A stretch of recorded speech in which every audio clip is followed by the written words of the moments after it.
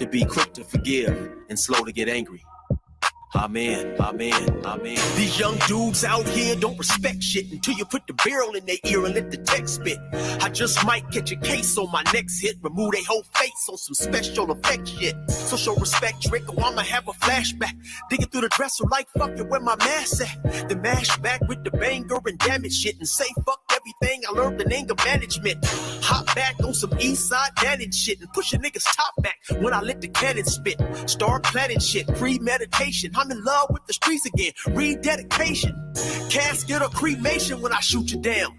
I was built for the smoke like a hookah lounge. I keep big shit that sound like the bazooka sound, and I shoot quicker than ain't gotta be a hoop around. Dear God, please don't let me relapse and return to the G-Ride with 3 straps.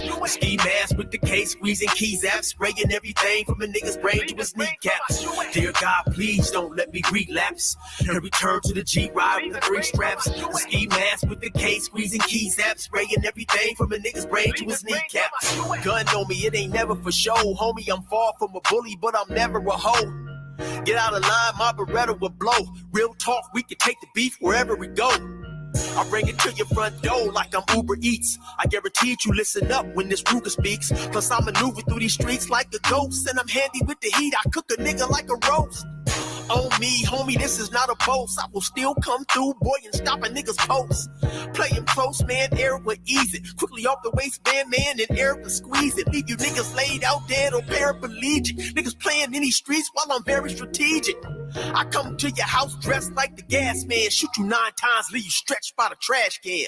Dear God, please don't let me relapse and return to the G-Ride with 3 straps. A ski mask with the case, squeezing keys apps, spraying everything from a nigga's brain to his kneecaps. Dear God, please don't let me relapse and return to the G-Ride with 3 straps. A ski mask with the case, squeezing keys apps, spraying everything from a nigga's brain to his kneecaps. I don't put shit on Facebook, I just holler in person. Put the pistol in your mouth while you holler and cursing. All that shit you kept rehearsing and put on your live. Got your clap with the big 4-5. You bitch nigga, if you tell me to pull up, I'ma do that. That nigga who was whooping first nigga that I shoot at. Ski mask on my face, bystanders be like, who that?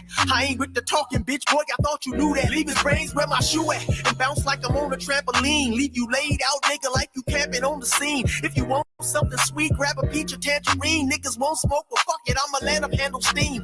AR with the beam, you see the red dot? We tug on this trigger, nigga, it'll make your head pop. Blood pouring down to your shoes, call it Red Sox. Your brains hanging all over your shoulders like some dreadlocks. Expect the gang of dead off if they ever cross the line. The Lord said in the Bible, oh, revenge is mine. So I'm just trying to find a righteous path between the two. Before I lose control and do the shit I used to do. This being humble shit is new. I'm trying to turn the other cheek, but I ain't never been a bitch, so watch your mouth when you speak.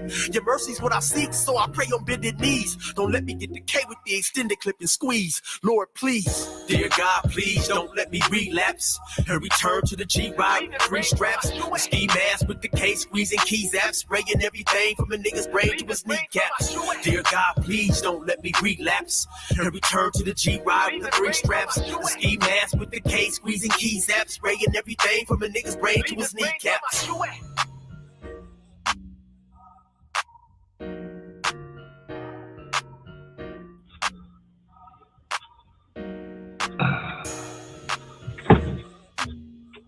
All right, y'all. That was my man, Brother Eric, 16thelife.com, and I have permission to use this song in the intro.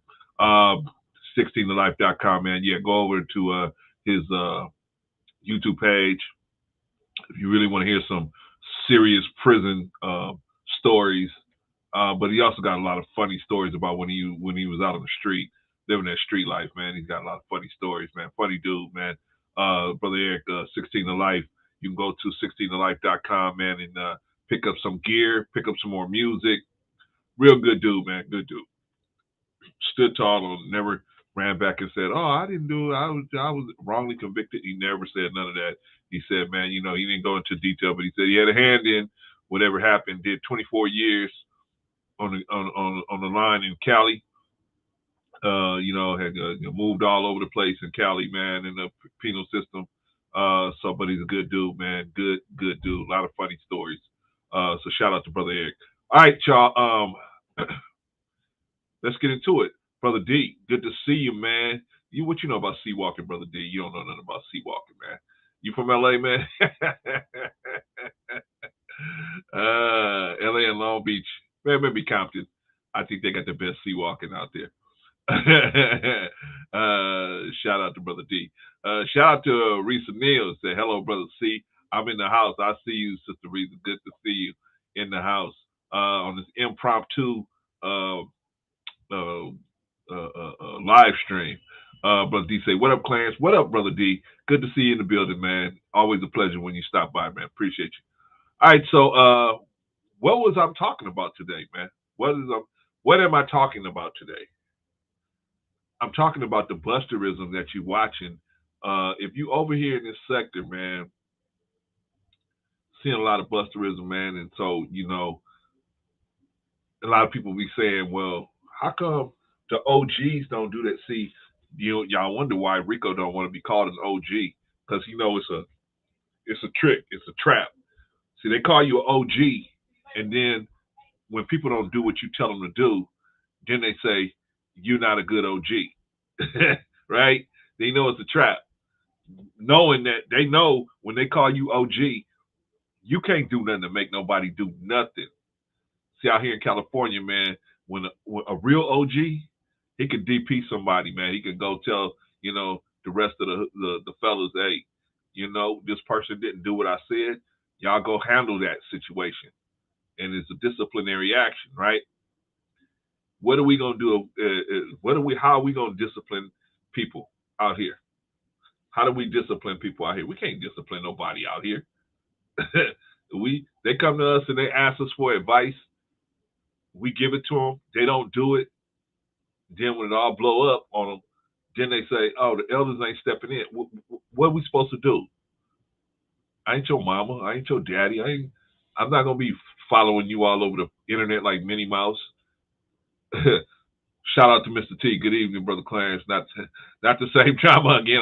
No, man. I'm just touching on it. You know what I'm saying? I'm really want to say how me and Rico and Patrice, are out of that game. You know what I'm saying? And y'all might hear us say things like, "Oh, don't call us an OG." It's nothing personal to y'all, man. It's nothing personal to y'all. It's the reason why we saying that is because people try to trap us into the drama. They say, "Oh, what's up, OG?" And then when they act like they giving us the respect, but then when we tell them, we give them advice on how to handle situations, they don't do it. And then when it all blows up, they say, "Oh, the elders ain't doing that." No, they don't know behind the scenes. We've already said, "Hey, this is the way y'all should handle this or this or this or that." Then the people come out here, they don't do it. They don't do it. They do what they want to do. So that's why the OG thing is a trap, man. That's why we forget the OGs. I'm Brother Clarence. That's Brother Rico. That's Sister Patrice. We don't want to be called OGs no more. That's a trap, man. We don't. You know what I'm saying? If you calling me an elder, then I'm expecting you to listen to me if I tell you something. But if you're gonna ask for my advice and then don't listen, then okay, cool. I mean, it's cool as that. But just tell me straight up you're not gonna listen to me. That way, I won't give it. I won't waste my time giving advice to people that ain't gonna listen, man. You know what I'm saying? And then when it all blow up, they say, "Man, now what do I do? I've already told you I already got 3 people that do that. I got my 3 sons that do that already. I tell them what to do in the beginning. They don't do it, and then it blows up on them, and they say, "Pops, can I borrow $1,500 for this lawyer? Because I didn't listen to what you said." And it always is borrow, right? But hey, y'all fathers out there, you got grown kids, borrow means give it to me. They never got no plans on paying it back, right? I'm still waiting on my son, man. He owe me a gang of money. Shout out to my oldest boy. He owe me a gang of money. But what can I do? You know what I'm saying? I got to do what I got to do for my granddaughter. Anyway, shout out to everybody in the chat. Shout out to y'all. Thank y'all for stopping by. So, the Busterism. Clarence, are you affiliated with the Busterism? Okay, so let's clear this up. Me and Rico cleared this up on a live stream the other day, but maybe I will touch it today. There's a video running around out there now where I was supposed to be in Boys in the Tube, right? Well, King Conversation with King. Shout out to Conversation with King. Um, and he put this video together. I thought it was pretty funny. If you want to see the video, go on over to Conversation with King's page, and you can see it's called Boys in the Tube, and it's pretty funny. Spoofing me, Mr. Real Estate, Rico, Daryl, and King, right? So I thought it was pretty funny until King was talking about it on his page, and then he said, somebody asked him, "Is that Brother Clarence? I'm supposed to be Furious, Trey's father, right, with the balls in his hand, right?" You know what I'm saying? And so King said, "Yeah, that's Brother Clarence. He's always trying to, let's just be peaceful. Let's just be peaceful." When did I say that? If anybody got it, if any of y'all got a receipt on that one, bring it up here. Let's talk about it right now. Because I never told anybody to just be peaceful. What I told them is, I either told them one or two things. I said, it's not worth it. I mean, you can do it if you want to, but it ain't worth it. Or I said, leave the families out of it. If you're going to go after these people, and Daryl can tell you that, I told him many times, if you're going to go after these guys, go after them. Don't go after their families. But when I pushing peace on somebody, I wasn't pushing peace on nobody. I was just telling people to do the smart move. But they want to do what they want to do. The smart ones end up doing what I told them anyway. You know what I'm saying? First they try to do their own thing, and then the smart ones realize, hey, that old dinosaur was right. Let's just do it this way. Okay, whatever. But I never try to push nobody for peace. I never try to push nobody. People call me, and they say, hey, can you intervene in this situation? Why don't you intervene in this situation? Hey, why don't you intervene in this situation? Sometimes, before, a long time ago, when I thought the players involved want peace, yes, I would step in and say, hey, why don't we get together and do it? But once I realized that that's not what they want. They don't want peace. They want the ball to keep rolling. And me stepping in, trying to help them, I only wanted to help you have peace if that's what you wanted. I don't want no peace. If you don't want peace, hey, eat each other alive. Go ahead. Ain't no skin off my, ain't got nothing to do with me. I still got a grandbaby at home. I got a wife at home. I got people that love me, man, no matter what's going on. This is just a pit stop in my day. This is not my whole day here. I may be here, but I'm doing other things. I'm not the whole day YouTube. You know what I mean? Or I'm concerned enough. I know everybody's an adult. If they're gonna do what they want to do, right? Everybody is a grown adult. If they want to do what they want to do, they're gonna do what they want to do. Even if they come and ask me, hey, Clarence King, what should I do in this situation? Like has happened so many times, right? What should I do in this situation? Okay, this is what you should do. A, B, C, and D. They say, you know what, I'm going to do that. I'm going to do that, Clay. I'm going to do A, B, and C, and then they go out there and do what they want to do. They go out there and do what they want to do. I don't have no problems. Put it like this. I try not to. I got problems with of course, the situation with Uncle Stu and security boss. I got that issue, but that ain't even an issue. That ain't even my issue. That's their issue.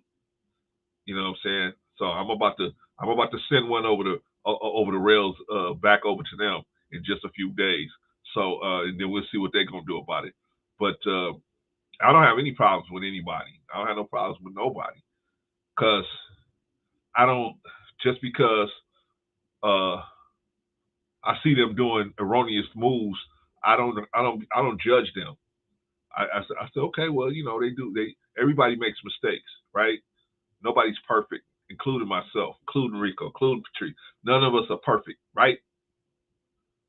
Shout out to Brother Truth, man. Hope you had a beautiful birthday, man. Um, yeah, man. So yeah, I'm good, man. I'm good. Thank you for asking, Truth.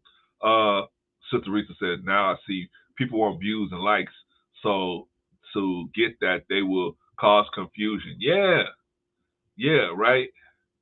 People will slow down when they see a burning building rather than if the build if all the buildings are cool and nothing's going on with the buildings, they drive right by them, right? But if the building's on fire, they're gonna stop and take a look and see what's going on, right? Because a lot of people want to see other people in peril, right? They're looking into the building and they're looking to see people in trouble, and they want to look at that and see that and go, "Oh no!" What it attracts them for some reason, right? Why would you want to see somebody in peril? You know what I'm saying? If you can't help them, you need to get out the way so somebody else can come and help them. Right? Oh man. Sister Reza said, I would rather go clock in of sitting at home, getting a check from YouTube by bringing down and telling tales about the other person. But see, you know what the thing is? You know what the thing is, Sister Reza? Um, it's sometimes we can have we had a situation where we think other people were raised like us. We think people are, have they approach things like we approach them. They think like us. So then we judge them based on our own understanding. Like me, I don't judge another person on the understanding. I don't like it that they like that, but I don't judge them. I try to encourage them to get out of it, right? But see, a lot of times people we could say, well, this person is dumb, this person is stupid, but that's us judging him on our standards. But you don't know how this person was raised. They could have been raised in a foster care, they could have been raised in an orphanage, they could have been raised in all kinds of different situations. Now they look like they got clean clothes on and they look like they got all their marbles. But when you start applying just a little pressure to them, then you start recognizing, you start seeing the mental health issues that they may have, right? Because of some depravity they may have experienced in their childhood, right? So we got to, at the same time of holding standards around ourselves, we got to at the same time be merciful to others and try to lead them into where they're going to have standards for themselves, right? But see, a lot of times what people say is, oh, well, they need somebody to blame for issues, right? Sometimes people will come to us and say, you got blood on your hands. You got blood on your hands. There's people that come out here and say, you got blood on your hands. What blood do I have on my hand? This is a grown adult, a grown-up adult that's going to do whatever he wants to do. How do I have blood on my hands for something a grown adult is going to do? That is see that right there, that shows not only that, but just all kind of different stuff. It shows that mental issues, man, mental issues that haven't been addressed. Mental issues that haven't been addressed. You know what I'm saying? This is not about attacking nobody. I'm not trying to attack nobody. You know what I'm saying? Shout out to everybody out there that's going through the Busterism, man. Going through it. But what is the end goal? What's the end result? If flopping videos back and forth is what's the end result? What's the end result? And then in the end, saying, "Oh, well, the elders should be stepping in because the elders should." No, man, don't. Hey, if everybody's not going to listen to what we say, then stop calling us elders, OGs, whatever. Don't do that. Just call me Brother Clarence. I never said I'm out here to hold everybody accountable. I'm not. I'm holding me accountable, and the people that allow me to hold them accountable, like people like Truth, People like Rico, if they allow me to hold them accountable, and then I allow them to hold me accountable. People like that, right? No, we don't all agree on every damn thing, but we agree on the fact that, man, we got to be men. We got to look at things like a man, and we got to hold each other accountable. Try to push each other to be the best version. That's what it's about. But when you got people that's gonna let you walk out of what you should be as a man, you don't want to do that. In my opinion, you don't want to do that. Mr. T say, geez, brother, they got you a double-edged sword. Kind of, yeah, man. They got the sword of Damocles over our head. Go check that out. The sword of Damocles, where this dude, he had a sword over his head, and it was just a horsehair keeping it above his head. If you make the wrong move, whoop, that sword is coming off, right? Don't matter which move you make. Whatever move you make, if you make it too fast, too slow, whoop, that thing is gonna come down, right? That's what they got over us with this OG situation, man. And we don't want it no more. We just don't want it, man. It's not, the only one that should be called OG Patrice is OG Patrice because she called herself that. She called herself that. Me and Rico, we don't want it.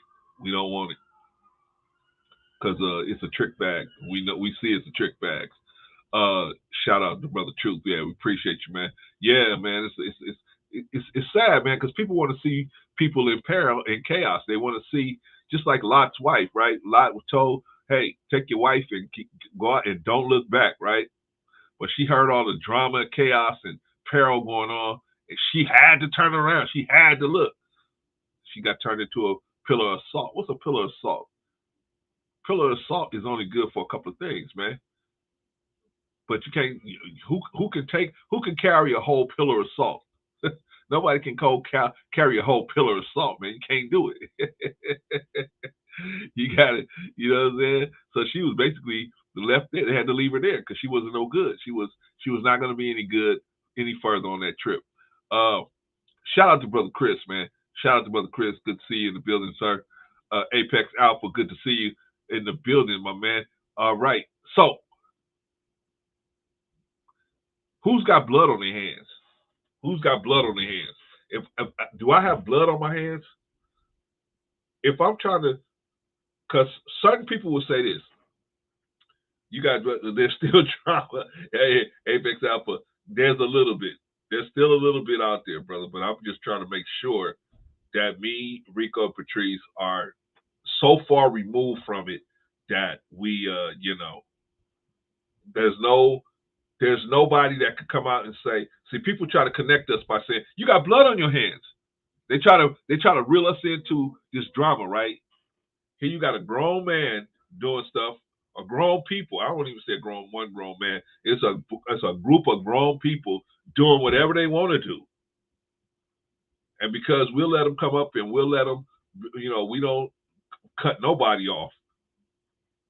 You got blood on your hands. You got blood on your hands. Really? What about the blood you got on your hands? What about the blood you have on your hands? See, how soon we forget. How soon we forget. When we make friendships with our enemies, how soon we forget about the blood. You ain't, the water ain't even dry from you trying to scrub the blood off your hands.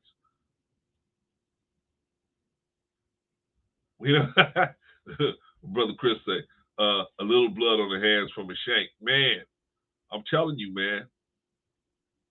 And I don't have no problem. I don't have no problem with people,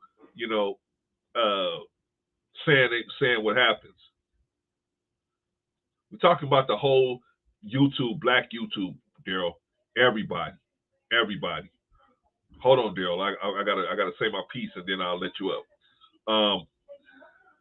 Truth said, let's talk about you remain in it, saying whatever won't change people's minds, bro. Clarence, you know better than that. Yeah, you're right, man. But I just wanted to separate us from the stuff that's going on. Like, we are trying to just be out of it.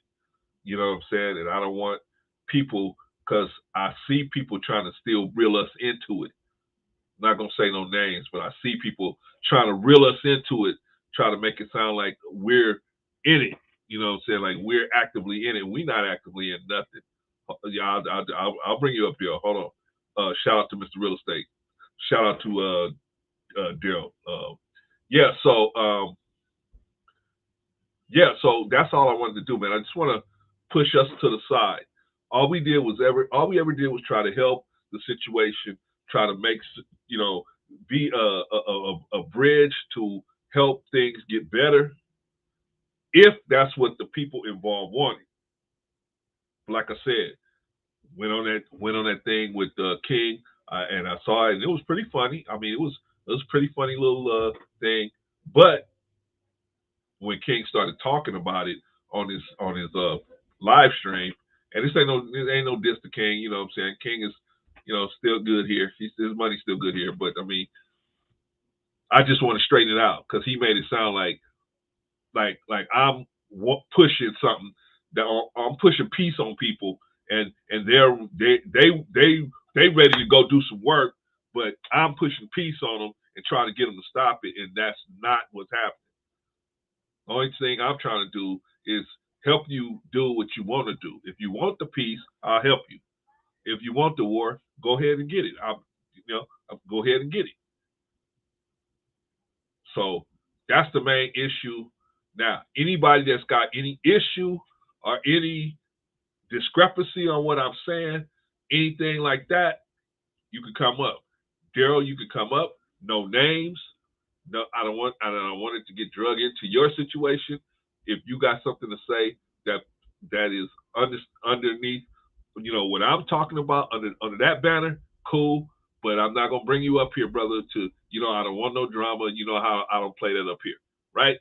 You know me better than that, Daryl. So, you guys may see me and Daryl fight, but that's my dude right there. So.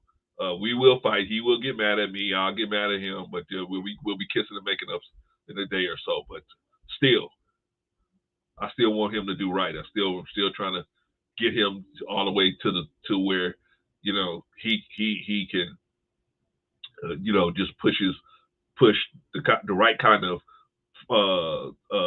content out there. Wait a minute, I don't believe it, man. I don't believe it. I called this dude to tell him I was going live. And now he's on. Hey, y'all, I'm about to bring up another old dinosaur. Mr. Dinosaur, are you there? Yeah, I'm here. I didn't get your phone call. I was out walking the dog with the missus. That's a good thing, brother. That's a good thing. Yeah, I was out, doing what I needed to do. And then, of course, I turn on my TV and I see you doing a live, and I'm wondering, what the fuck is going on? I mean, I'm exhausted. You know what, bro? I just wanted to do a little something, man. And I said, well, hey, let me just talk about that little thing we talked about. I never wanted to be nothing real deep, but I just wanted to clear up, the fact that this shit got 3 minutes of my attention and no more. I am so fucking done with this shit. How about this, Rico? How about this? What the fuck? First of all, tell me, what did I miss? What did we not clear up a million fucking ways to Sunday that if these stupid motherfuckers don't understand, fuck them. Fuck these inbred motherfuckers. If they can't understand basic English, I'm beyond discussing this shit. This is it, brother. It's been all over the world. Stop. We said our position. We said what we said. And I can't say it any other fucking way. Don't worry, and at this point, if no one doesn't want to get it, they don't want to get it. So what am I missing that this even requires another sentence? Shout out to Doberman. Shout out to who else? Okay. All right. So no, ain't nothing missing, brother. I just putting it out there because I was watching that thing again with King, and I was like, man. The more I look at it, this is all in your head. Yeah, it's all in my head, man. Jesus Christ, Clarence. Go smoke a blunt or have a drink. Shit. Hey. No, I just want to cover it real quick. What I really wanted to do is have people who disagree with us on different issues come up and tell us why they disagree with us. That's what I really give a shit why they disagree. Rico. Yes, sir. We got a show that will be interesting to have different points of view to see why they would disagree with us. Not on this. Not so much on this issue, but just, they disagree with us on different topics that we've talked about, that we've covered already. Right, because Apex Alpha, both Bengay and Tiger Bomb. Both. With some Motrin. With about 6 Motrin, too. 6 Motrin, Bengay, and Tiger Bomb. After a hot bath with Epsom salt. All right. So, because I know our position was not going to be liked or accepted by everybody, but it doesn't matter. It's our position.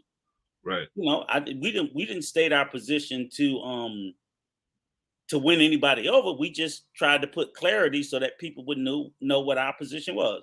But yes, a hot warm bath, Epsom salt with a little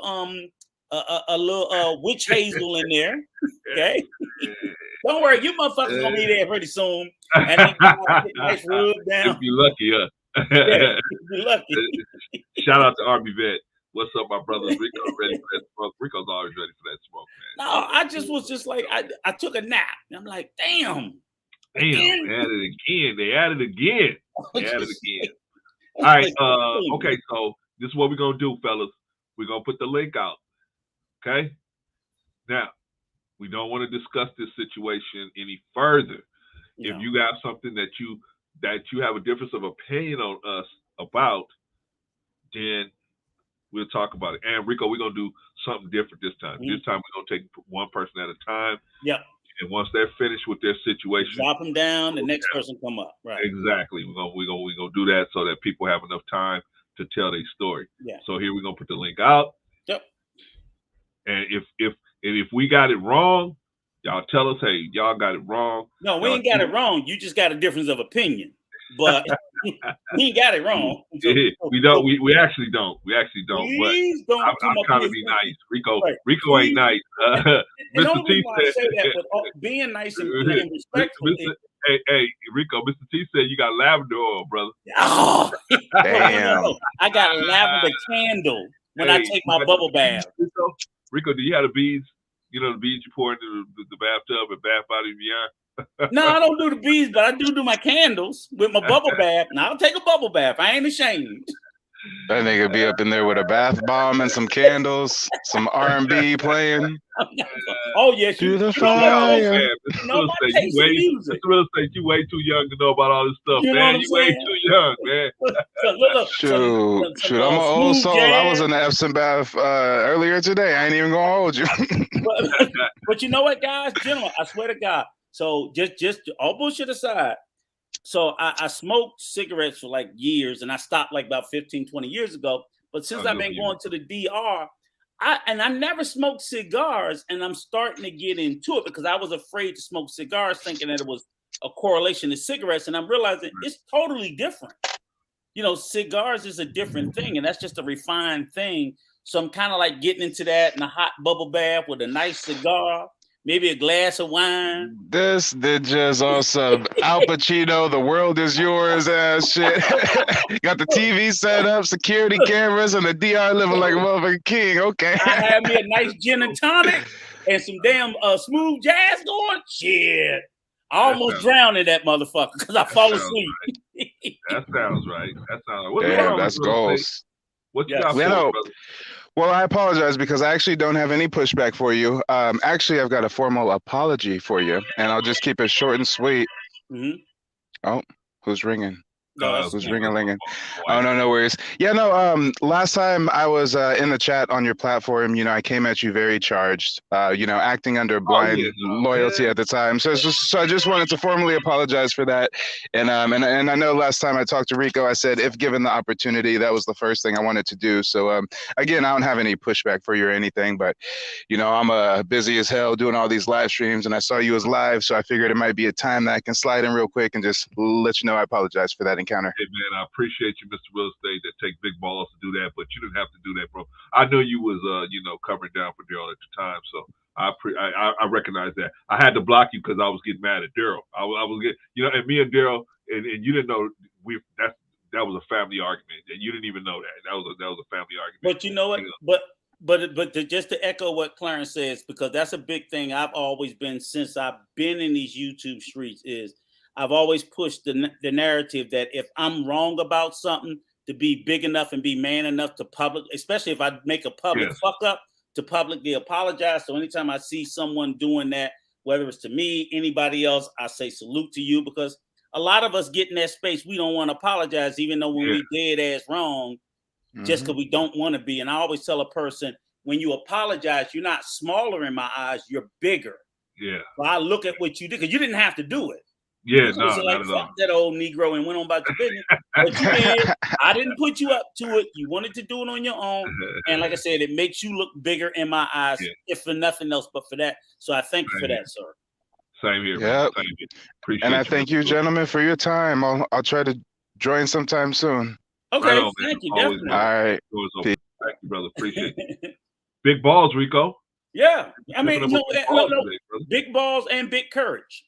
You know what I'm saying? Yeah, and hopefully, man. You didn't have to do that at all, man. Right. And I hope that this is an example to show, other young men in our community that, hey, look, you don't look like no punk apologizing. Exactly. If you did something wrong. Exactly. You look to me more magnanimous, and that's why I'm always, I ain't gonna apologize for something that I don't think I'm wrong, or I'm not telling people just go around saying sorry for no fucking reason. And if it's not authentic, don't do it. But if you know you did something wrong, don't think it makes you look weak to acknowledge I had to apologize to Daryl Long, man. I had to apologize to Daryl Long. Yeah, or to acknowledge it publicly. You know what I'm saying? Don't try. I'm not gonna try to. Oh, I'm a backside. No, if I shit the bed publicly, I'm gonna say I'm sorry publicly. I know where Mr. Real Estate's coming from, because I definitely was like, you know what? Let me apologize to Daryl, man, for what came at him. That was great start. So now y'all, who else got something that they want to say? Come up and drop it. You know what I mean? I know most of y'all probably kind of get where we're coming from, but if you got something to throw in the mix, we open to it, man. Or maybe somebody might be out there in the bushes and they're not actually in the chat, but they're in the bushes somewhere and they want to step up in here, like some of the people from the Super Friends. Y'all want to come over here? Somebody from the mothership, you want to come over here? No problem, man. We'll take you. We'll answer your questions. You know what I'm saying? And we as best as we can. Please come up here and let Clarence know, because he's in his feelings. He's in his feels. I'll be nice to you, Rico. Rico ain't gonna be nice to you, but I'll be nice to you. I'll say things nice to you. Clarence in his feels. Apex Alpha said, y'all gotta stop falling for the gaslight. Rico and Clarence, you gotta let people put in the work for the good graces, man. You know what, brother? You got a point there, Tristan. You know, but you got, you know what I'm saying? But at the same time, it takes a first step. The Bible says you take one step towards the God, and the God is going to take two to you. You know what I'm saying? So we have to at least let them take that first step and help them take that first step, so that we can take other steps to try to, tighten up the brotherhood, man. Because see, if we able to forgive each other, that's going to tighten up the brotherhood. Just because you got a brotherhood, you got 1,000 soldiers out on the field, you think all 1,000 of them are not going to be mad at each other at some point or have an issue with each other? Of course they are. But what's going to tighten them up is that they say, hey, look, you know what? I apologize for what I did, or they humble enough to do that, and it tightens up the brotherhood, man. You know what I'm saying? Which is actually what I'm looking to do. I don't want to get into it with nobody. How about you, Rico? You want to get into it with anybody over here? Absolutely not. I mean, I've never wanted to. Unfortunately, I've either gotten into a heated dispute with someone or allowed myself to. Not proud of it, but I'm not ashamed of it either. But, even when I do feel like I need to defend myself, I don't like being in that space. I don't like having to defend myself. I much rather we all got along and treated each other with dignity and respect. But I know sometimes that don't happen. And when it don't happen, I understand people are going to react the way they're going to react. Yeah. But I wish it never happened. You know what I'm saying? Yeah. And it doesn't have to happen, man. But see, the thing is, you know, everybody gets, like you said, into their feelings. You know what I mean? And they ain't willing to back off their hill. You know what I'm saying? They ain't willing to back down and say, okay, well, maybe this ain't the hill to die on, right? Yeah. But everybody wants to push their own program. Now, see me, I don't want to push I just want to push my program, the program I'm pushing, and the people that's, you know, rolling with us. If you're trying to be a man, a real man, and trying to do the right thing, I know that you know, I'm not perfect, so I know Rico's not perfect. I know I know nobody's perfect. So but just because they ain't perfect, I'm not gonna throw them away. You know what I'm saying? You know what I'm saying? There was a person that was saying to me, Rico is one of your favorites. Rico, and you should get rid of Rico. And Rico's on your show. They were. But here's the thing about it. They was hot. They was hot on you. People got to understand too, the place where you see me and Clarence today, we were not always here. Right. We were, we was a piece of fucking work. We was a piece of work. I'm ashamed of the man I was and proud of the man I've become. That's it. You guys got to understand that. So for that, sometimes we're still, you know, when I think of other people's flaws, sometimes I'm thinking of myself. You know, that's all I'm saying. Yes, it is still earned. But now what I'm saying is, again, you know, if we simp for people, sometimes we're simping for ourselves. We're still paying back for sins of our past. So, like, here's the thing. I can tell you this, Tristan. If you've done something so atrocious in your past, you may spend the rest of your life having to pay for that. And how do you pay for it? You can't always fix what you did. You have to pay forward. You have to pay for it and try to get your you know, pay your penance, get your salvation for just trying to save other people from a lot of the fucked up shit that you know you've done. Yeah.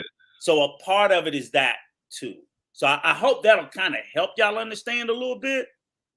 You know, it's like you've done some really bad shit, and it's like you can't fix it, and you just go, I was no angel. I was no fucking angel. I'm putting you either, brother. I ain't killed nobody, but you know, I hey, Rico. Yeah. If they ever caught, I don't know if you like me. If they ever caught me for the stuff I actually did, they caught me on a couple things, but the stuff that I actually did, like all of the stuff, I'd be under the jail. I'd be under the jail, right? Yeah. But thank God, man, God turned me around from that. And so I can't go back and undo those things. I can't unring those bells. But what I can do is I see a person kind of like the same way, you know, kind of like moving kind of like the same way where they, because we didn't have nobody telling us. Yeah, where they don't realize that they're moving in a certain way that's gonna put them in a real bad situation. We try to help. We try to get them before they get caught up. Because we were lucky enough to get out of it. But everybody ain't that lucky, man. They got places called jails and prisons that people that wasn't lucky enough to or wise enough or had enough wisdom to realize that they got an opportunity to walk away from that situation. Yeah. So if we see somebody who I think can be helped, let's help them. Yeah. Let's help them. So I said, we're in a better place, but we weren't always. So we'll get off of that. And you know, again, like I said, me and Clarence know we ain't done anything wrong, but we might have missed something. So if you think we've missed something in this topic or anything or everything that we've talked about as of late, or if it's something that you just want to talk about that we ain't got to yet, come on up. Yeah, come on up. This is our program. I'll tell you, like I used to say when I was working with Arshawn, and I think I feel comfortable enough to say it here. I'll say this platform ain't ours. Me and Clarence, we're just blessed enough to be host. Yeah. This platform is for you guys. We share our thoughts, our beliefs, and we try to push our program in the direction that we want to go.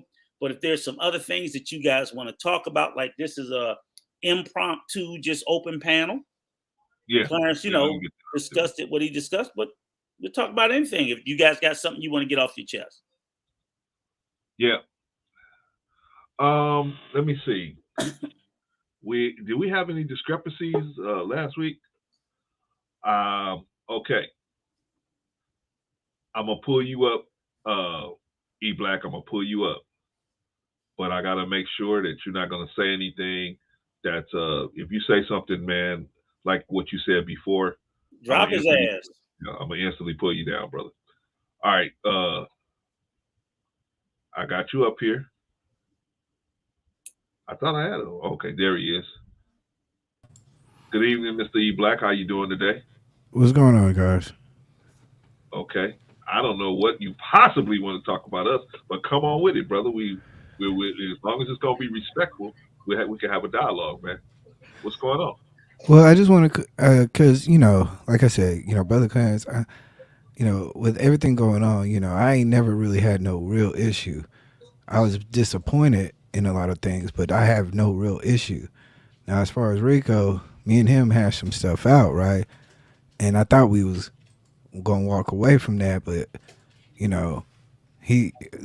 Rico being Rico gonna jump out the window on some stuff. So it is what it is. But like I said, I look to both of you guys as eldersmen. You understand? Okay. Now let me ask you a question, E Black.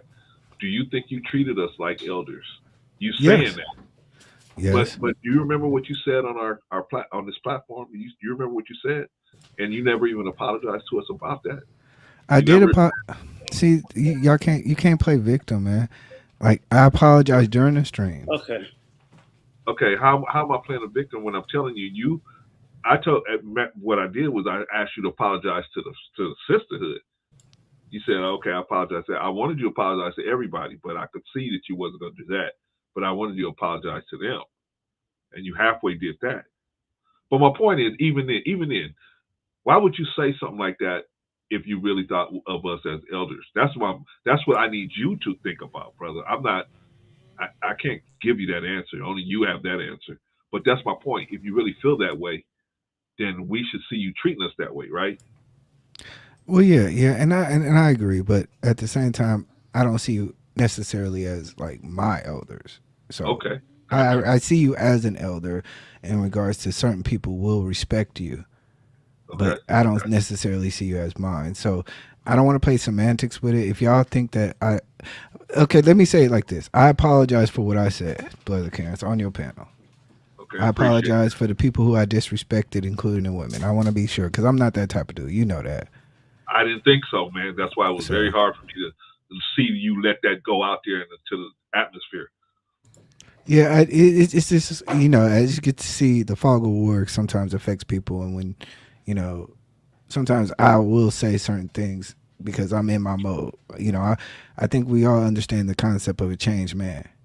And, sometimes when you're in the fog of war, you revert to certain things that are aspects of life that whom you are. And that's what I was at that moment, was reverting back to a lot of things. So, like I said, if that's the issue that you guys have with me, I'm man enough to say, I apologize. Just like Rico, when me and Rico had a conversation and I thought a statement that you said was a statement that he said, I went the next day and I apologized publicly and I straightened it out. Appreciate that. That's the type of man I am. But like I said, I understand that, y'all sometimes when emotions get high, people gonna say certain things. I hear you, brother, but there's consequences for every action, man. You know what I'm saying? So that's the only thing I've been asking for is the consequences. Well, like I'm saying, if somebody directly say something to me, then they're gonna have to get consequences from me.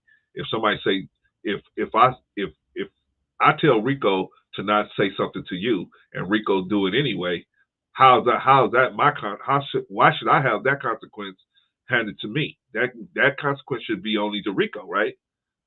But in our situation, we say to this person, hey, don't conflict with this person if that's, or because it's not a good idea. Not because, we try to push peace on. No, we try, hey, it's not a good idea for either one of you guys to come. But if you're going to do it, and just do him. Don't do his family. But when that person go and do it, how come we end up getting, catching arrows when we didn't do anything? We had nothing to do with it. That's the point. And that was my contention with you, was putting that information out there like that. Like we was trying to say, oh, E-Black, take another hit across the face. Take another one. And just what you was putting that out there, and that was not correct. When did I ever tell you, hey, brother, take as much abuse as possible and just keep moving? When did I ever tell you that? Or Rico, when did we ever tell you that? Yeah, and I understand that. I think what it is like I said, you made a public stance on your platform that I've never seen you make. You said, hey, I don't like what you got going on over there. I don't, whatever you're doing over there, I'm not going over there. You can come over here, but I don't like what you're doing. Right? You've never made that. You've never made, like, I've never heard you make that statement with all the times that I've heard your platform, and I was the first victim to that. And then no, you wasn't. No, you wasn't. Okay, well, but you got to understand from my standpoint. So if you made that stance before, then I'm wrong. But I've never seen it. So it wasn't directed at you in particular. It was you said that. You said that. Remember, we was in the chat, and you said, "Hey, E-Black, I don't like what's going on over there. It ain't cool. Y'all need to work on that. But I'm not gonna go over there no more." Made a public statement. I made the same statement to Daryl. I made the same statement to King. I made the same statement to all the players that I was familiar with involved in the process. So but it wasn't. Okay.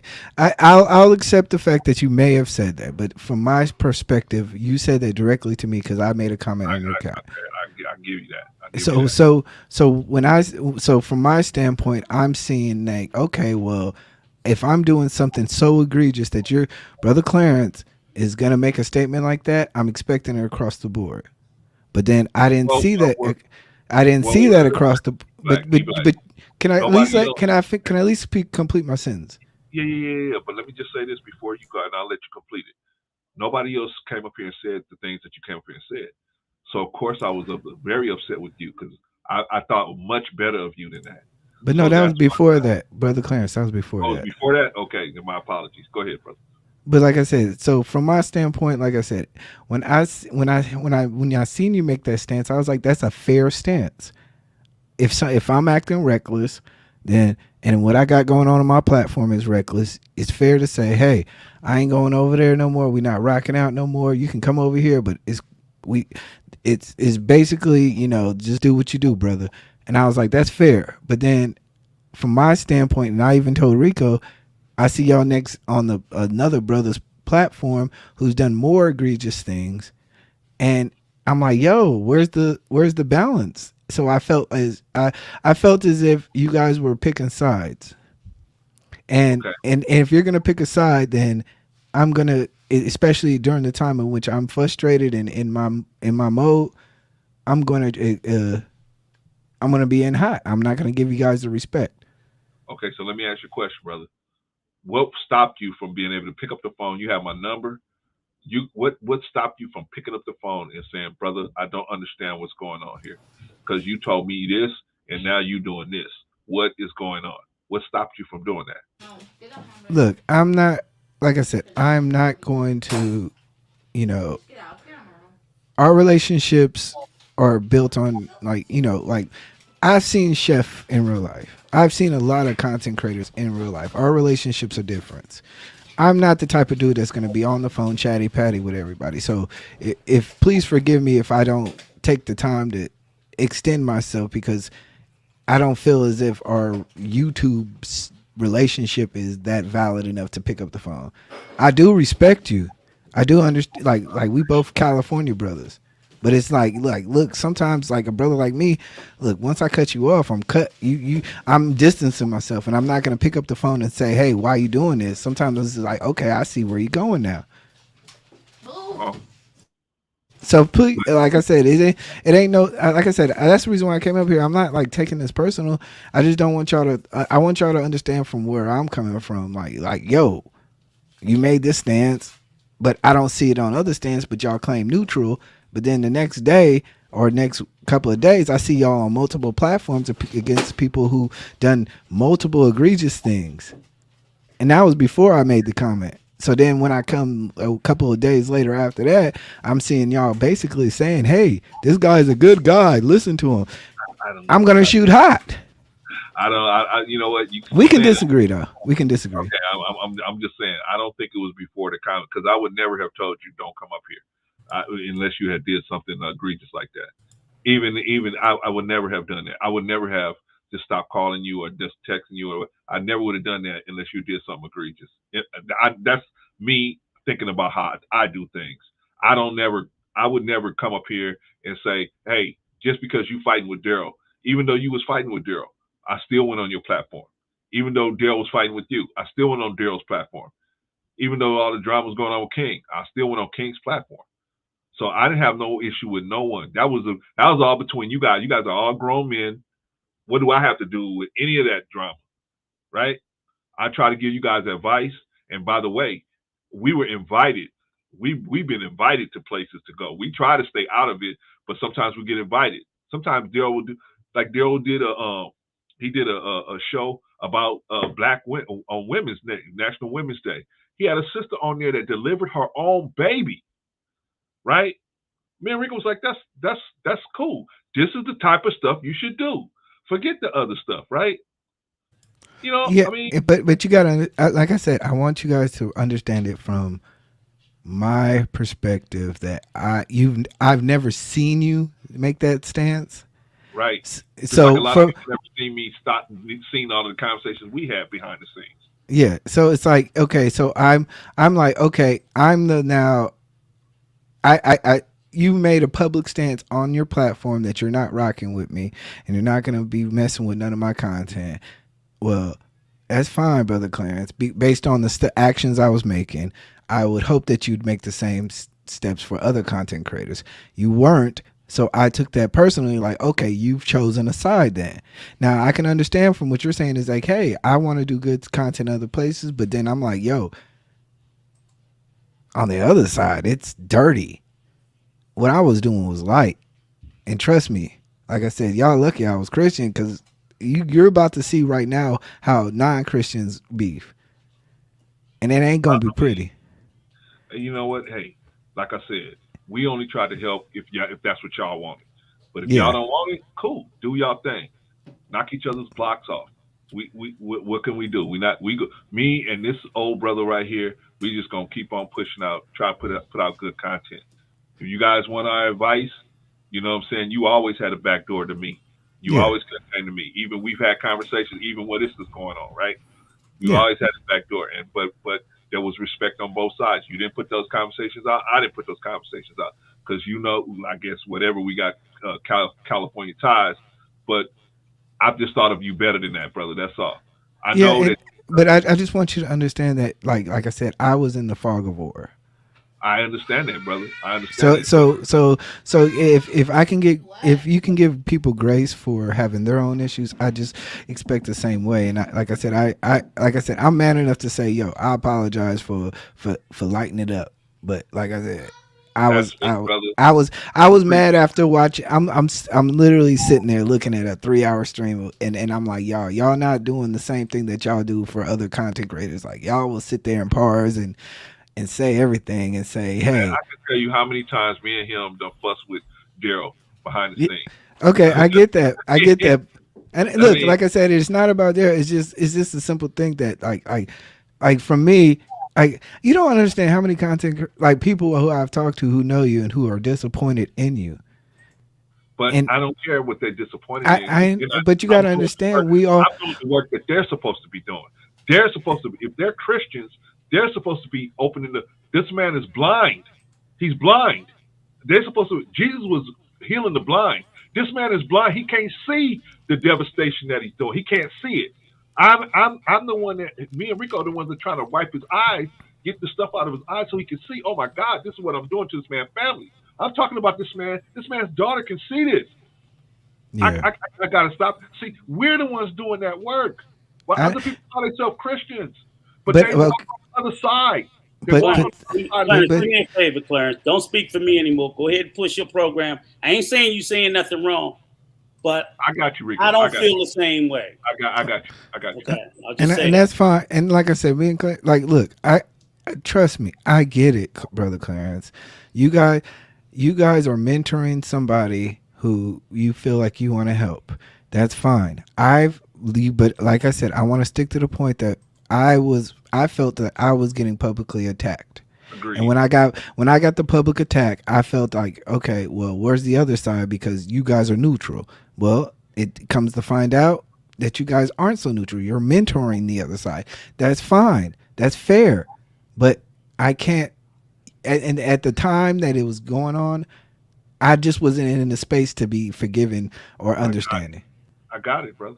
I got it. And I appreciate you coming up and apologizing. I do. Yeah. But there's somebody else you need to apologize to, and I think you know that.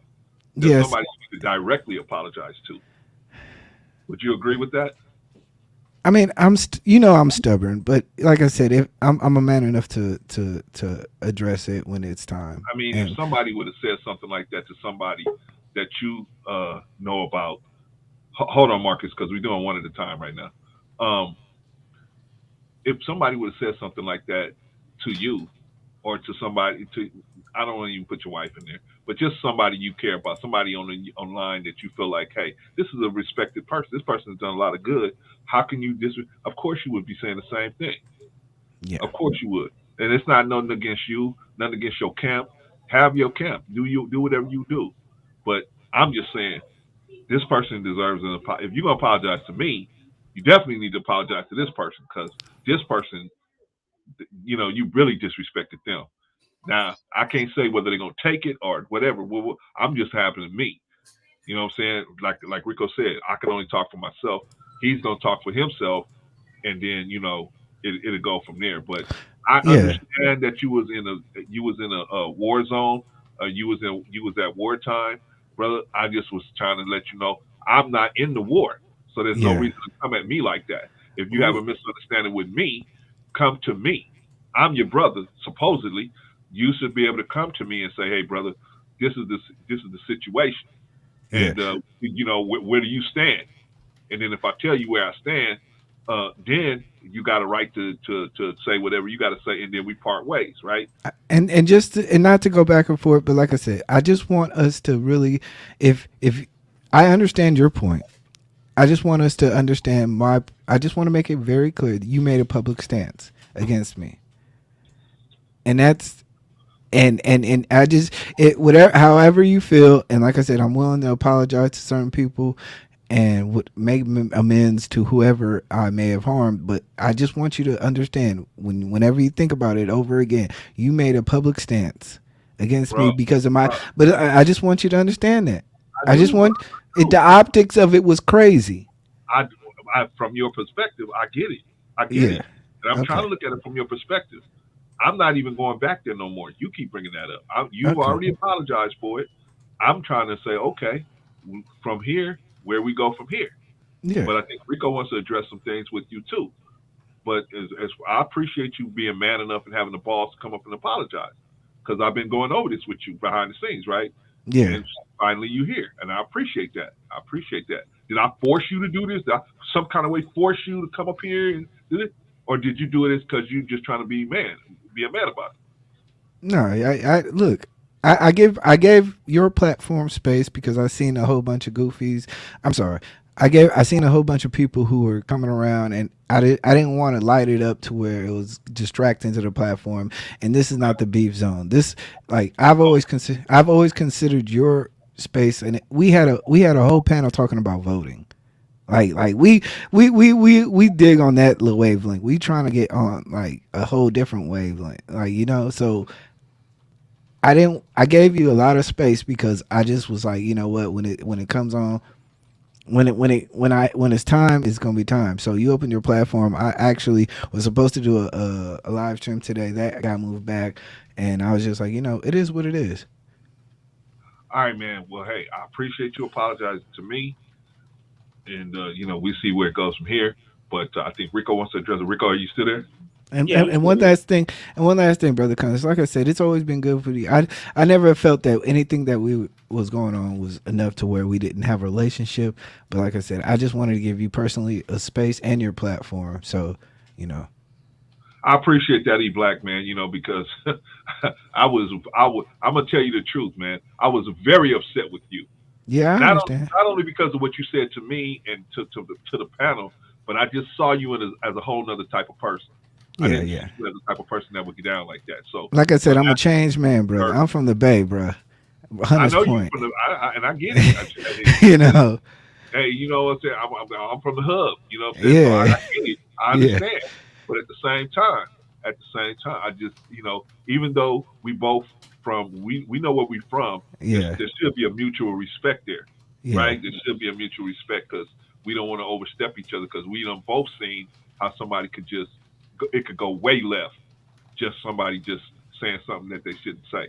But I just thought of you as a person, on another level. But I'm glad that you brought it back around, and hopefully, we see much better things from you moving forward. But I think, like I said, let me let Rico get into it because I'm sure Rico got a couple of things that are you open to listening to Rico's grievances?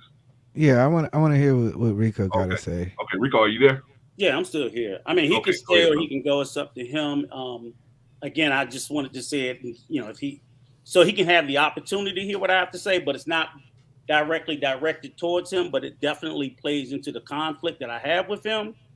Is when I came into this space, I had the freedom to associate with and go to wherever I chose. I at no point in time gave that freedom up, nor will I. The same as I have it, everybody else has it. My associations are of my own fucking choosing. People getting into individual beefs doesn't dictate my associations or the spaces that I choose to go and who I choose to collaborate with, do content with, whatever. I do my best to not insert myself into other people's personal beefs. But for me to find myself in spaces where people are beefing, and then when they simply because they fall apart, I have to disassociate to pick a side. I call complete bullshit on. I ain't never been that way. I'm not going to be that way. No one dictates my association, my spaces, the places I go, any more than I impress that upon anybody else. You can't on Monday love somebody, on Tuesday hate them, and on Wednesday expect me to fall out with them. I just don't fucking roll like that. Maybe that's a California thing. I ain't knocking it, but it ain't me. As to As to the disagreement that me and Mr. E-Black had, yes, we did have a conversation, and not too long shortly thereafter, I felt another offense. I responded the way I felt I was justified to respond, and I make no bones nor no fucking apologies about it. I ain't looking for none because I'm not giving it. If I'm moved to speak a certain way, I'm moved to speak that way. I know repeatedly, myself and Clarence repeatedly stipulated and stated we were not taking a side, but yet somehow we felt like we were being browbeaten, cornered, harassed, and fucking pestered to choose one. Yeah. And when it got to my fucking breaking point, we chose our side.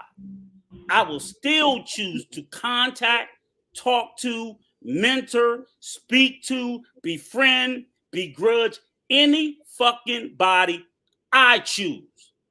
The only person that's going to influence me in any other way is the woman that I lay down with. And there ain't no fucking body on YouTube.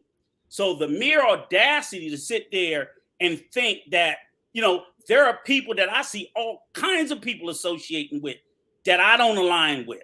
But I in no way try to influence them to say, you shouldn't be with this person. You don't look good with that person. I don't think it's a good look. I keep that to myself because that's my singular opinion, whether I fucking like it or not. I love my fucking black people. I see fucking people align with people that go against my race every motherfucking day. And you know what? That's their right to do so. That's their motherfucking right to do so. but I don't fuck with him, and I don't judge people who choose to still do that. They'll get to where they're going to get on their own accord. But you know what I'm also not going to do? I'm not going to say they compromise. I'm not going to say that I'm not going to sit there and judge them, because that's not my place. That's not my place. So the reason I didn't say anything wrong, but I clearly just wanted you to know that you don't speak the way I feel about the subject. I don't think we ever should have got here, but we didn't get here for no fucking reason. We didn't get here because this was something that you or I was looking for, but we reacted to it. If I reacted in a much more harsh way than people expected, then guess what? As I told you, I'm not to be fucked with. I'm not. It's just that simple. So all that's just to say, you know, I heard a statement, well, I only know you on YouTube, so I don't know you enough to make a phone call. Well, then if that's the case, then I don't see how you can be putting a particular standard on someone to respond the way that you think they should respond. That's a good point. If in fact, you ain't close enough with this guy to pick up the phone and make a phone call with him, then the fact that even if he made a public statement and went back on it, that's well within his fucking rights. You can't then condemn him because he changed based on what your perception was. Rico, because y'all not that close. I don't want to. I don't want to. Rico, not that close. Rico, I don't want to interrupt. The only reason why I'm interrupting because you're saying a lot, and I want to address a couple of things. Go ahead. I just wanted to interrupt you and because I do want to walk down this line with you on this, but I just want to interrupt you because you're saying a whole bunch, and I don't want us to get caught on the last thing you said. Okay. Okay. So first of all, like I said, in the beginning, Rico, what did I tell you on the phone call? What did I tell you? My issue was with the stance that I mistaken, right? Yep. I said that you made a public stance about how you weren't in it, and then all of a sudden you went back on that stance, and you made and Brother Clarence made a public stance saying that you weren't messing with me based on the content I was making at the moment, right? Mm-hmm. Okay. I said that, well, damn, Rico, you never made that stance. That's fair. So you went back and couldn't find where I made that stance. No, I made the stance, then I said, show it to me. You went back and you looked at the stream, and I wasn't even on the fucking stream. But like I said, that's no, tell the truth. Okay, that's what you did. Okay, I agree. I said I thought. Okay, to be clear, I thought that Brother Clarence's stance was with you on the panel, and it wasn't. It wasn't. It was actually a stance that he made by himself. So I held you accountable to it because you were on the same stream, probably another day, somewhat revolving around the same issue. So I apologized. I was like, yo, you didn't make the stance. I can't hold you accountable to that stance. And then I went during my Who Ride, when I was doing a whole video about, I think, Mr. Real Estate, I still apologized. That was the one that was the one. That was a subsequent after. It wasn't the same. You did the stream where you attacked me, and then the subsequent stream you realized and you shot past it. You did mention it briefly, but go ahead. But I didn't want to. I didn't mention it briefly, but you leaned into it when you was chewing my ass out previously. But okay. So let's be clear. Okay, so let's be clear. We had the phone. I did the stream about Mr. Real Estate exposing him. And you leaned into my ass about it, yes. Okay, I did a stream about Mr. Real Estate exposing him for being a fake guru. Mm-hmm. I then talked to you. No. But you drugged my ass in that stream. Don't skip past that. Okay. I did. Thank you. Okay. And then the subsequent, yes, that's what started. Look, I'm a man of my word. Look, I'm a man enough to say, yeah, I fucked up. Okay, thank you. So then the next thing you know, the next stream to where I was exposing Mr. Real Estate for being fake and a lot of his criminal past, I said, hold on, I'm going to take 5 minutes and I'm going to say that Rico made a public, and I did an apology. So then I said, you know what? You didn't take 5 minutes. You go back to that clip. You briefly said, "Yeah, I was wrong," and that was it. And you moved. Okay. I'm sorry. I'm sorry. Okay, you're right. You're right. You did no long drawn. See, that's what I'm saying. You being disingenuous. You go and you do this 10 minutes. You're parsing words, man. You're parsing words. You're parsing words. No, Rico. I'm not parsing words because you can pull up the stream and show us what you said. Okay. How you said it. But like I said, you can pull up the stream and show us in context, E Black. Okay. Look, I'm trying to give you. I'm trying to. Your part. Look, I'm saying that. Look, I apologized the next moment I had an opportunity. Okay, I'll give you that. Okay. So I apologize the next opportunity I had. You then go back and then you still act as if when you was with Rashawn, act as if I never even said nothing. And then you just go on this tirade. And I'm like, yo, I apologize. Because like I said, if you said that you're going to do whatever you're going to do and with whomever you're going to do, that's fine. That's fine. I'm not going to hold you accountable to those words. The only person I've tried to hold at least accountable to it is Brother Clarence because he said it. But then he backed out of that and by making a public stance against me. And that's why I keep saying that's what my issue is. It's my issue is not an issue of you're picking sides. It's the fact that you said you're not picking sides. And then the moment it was time, you guys didn't pick a side, but I confused it as you guys, and I held Brother Clarence accountable for it when I should have just. I held you both accountable for it when I should have just held Brother Clarence accountable for it. Okay, when did I pick a side? Wait, hold on, Rico. Rico, hold on. When did I pick a side? Okay, Brother Clarence, Brother Clarence, Brother Clarence. Like I said before, my view on it was that when you said that, me going on Daryl's panel was picking a side. Yeah. Right after you said that because of the stuff that I was doing. Right.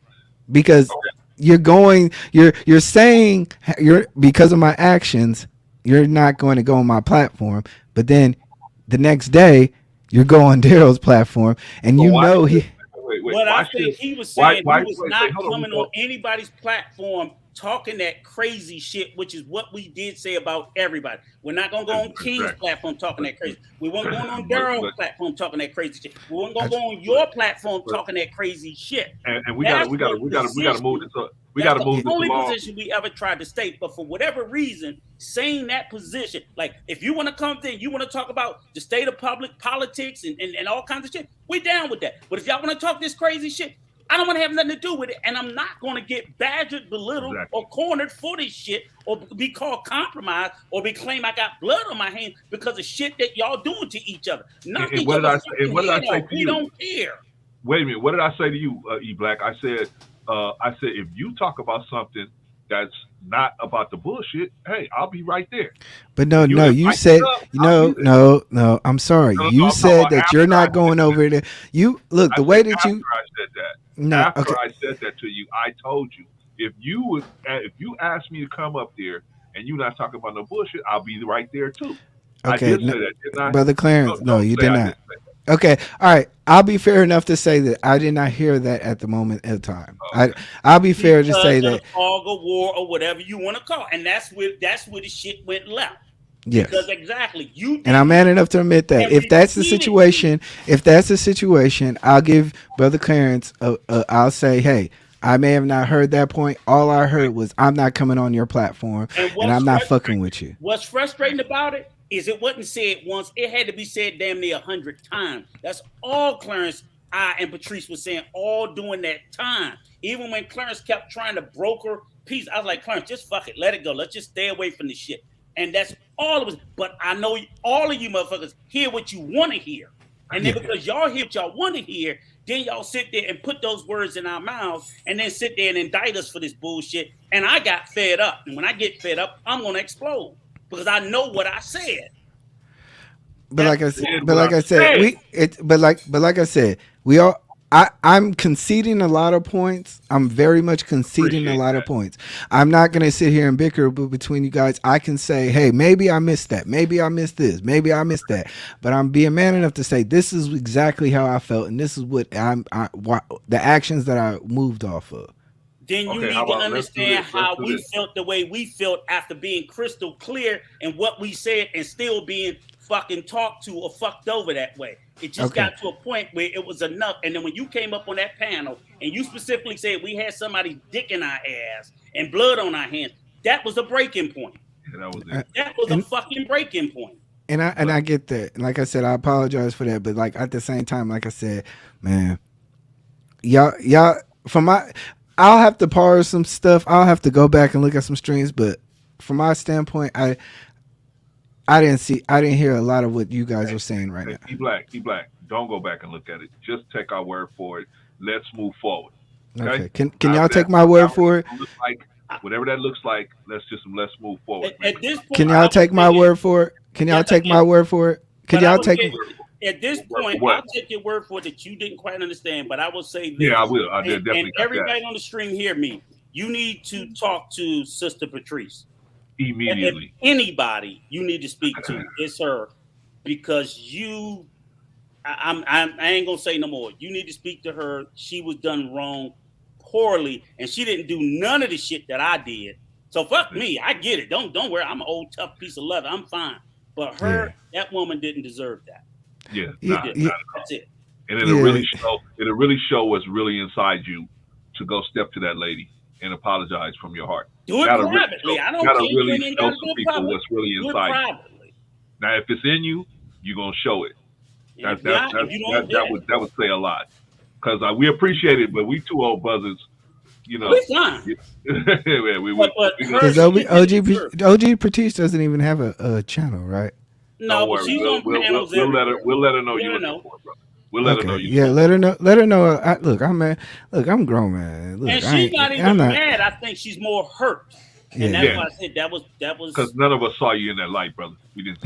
I get it. A lot of people got a reality check, but Rico, I just want to talk to Rico real quick. Rico, like, come on now, bro. You know, I let you say your piece, but like I said, my issue with you, man, is that you act like you not a part of none of what's going on. I'm not. Okay, whatever, man. You was there since the beginning. Yes, I was. Okay, so when saw this shit, I foresaw this shit. Okay, and then you stayed afterwards. You made accusations. You've been even what with accusation did I make? I made one accusation and I was accurate about it. No, you called people racist and a whole bunch of. She's racist. Okay, but you called a lot of, I didn't. Look, listen. Let's just have a conversation. Okay. You've done a lot of things that. My opinion, she's racist. Okay, your opinion, she's racist. Yeah. Your opinion, her your opinion. Other people are racist. That's your opinion, right? Yeah. But then. And I stand by that. Okay, that's your opinion. But like I said, can other people have other opinions that say you made an accusation that people are rats, and I don't push back on you for that. Okay, that's your opinion. That's not the same opinion that I share, but that's an opinion that you share, correct? Okay.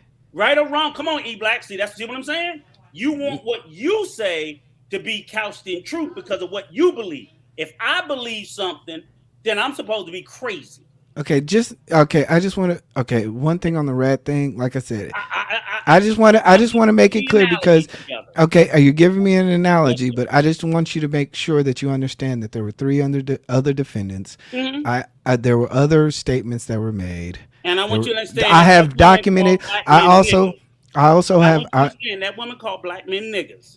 Okay. I want you to understand that she said black people are picking at their blackness like it's a scab. I want you to know that she called another black man a bitch ass nigga. I want you to know that, okay? So I'm not just pulling this out of the air.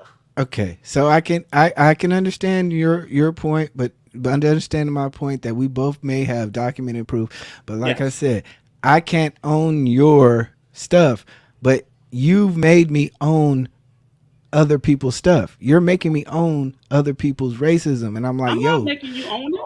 Okay. I'm not making you own it. I didn't say you was racist. Okay. All right. I tell you what, E Black. Mm-hmm. Man, I really do. I really appreciate you coming up and apologizing. I really do, man. I think you can see that I'm very sincere about that.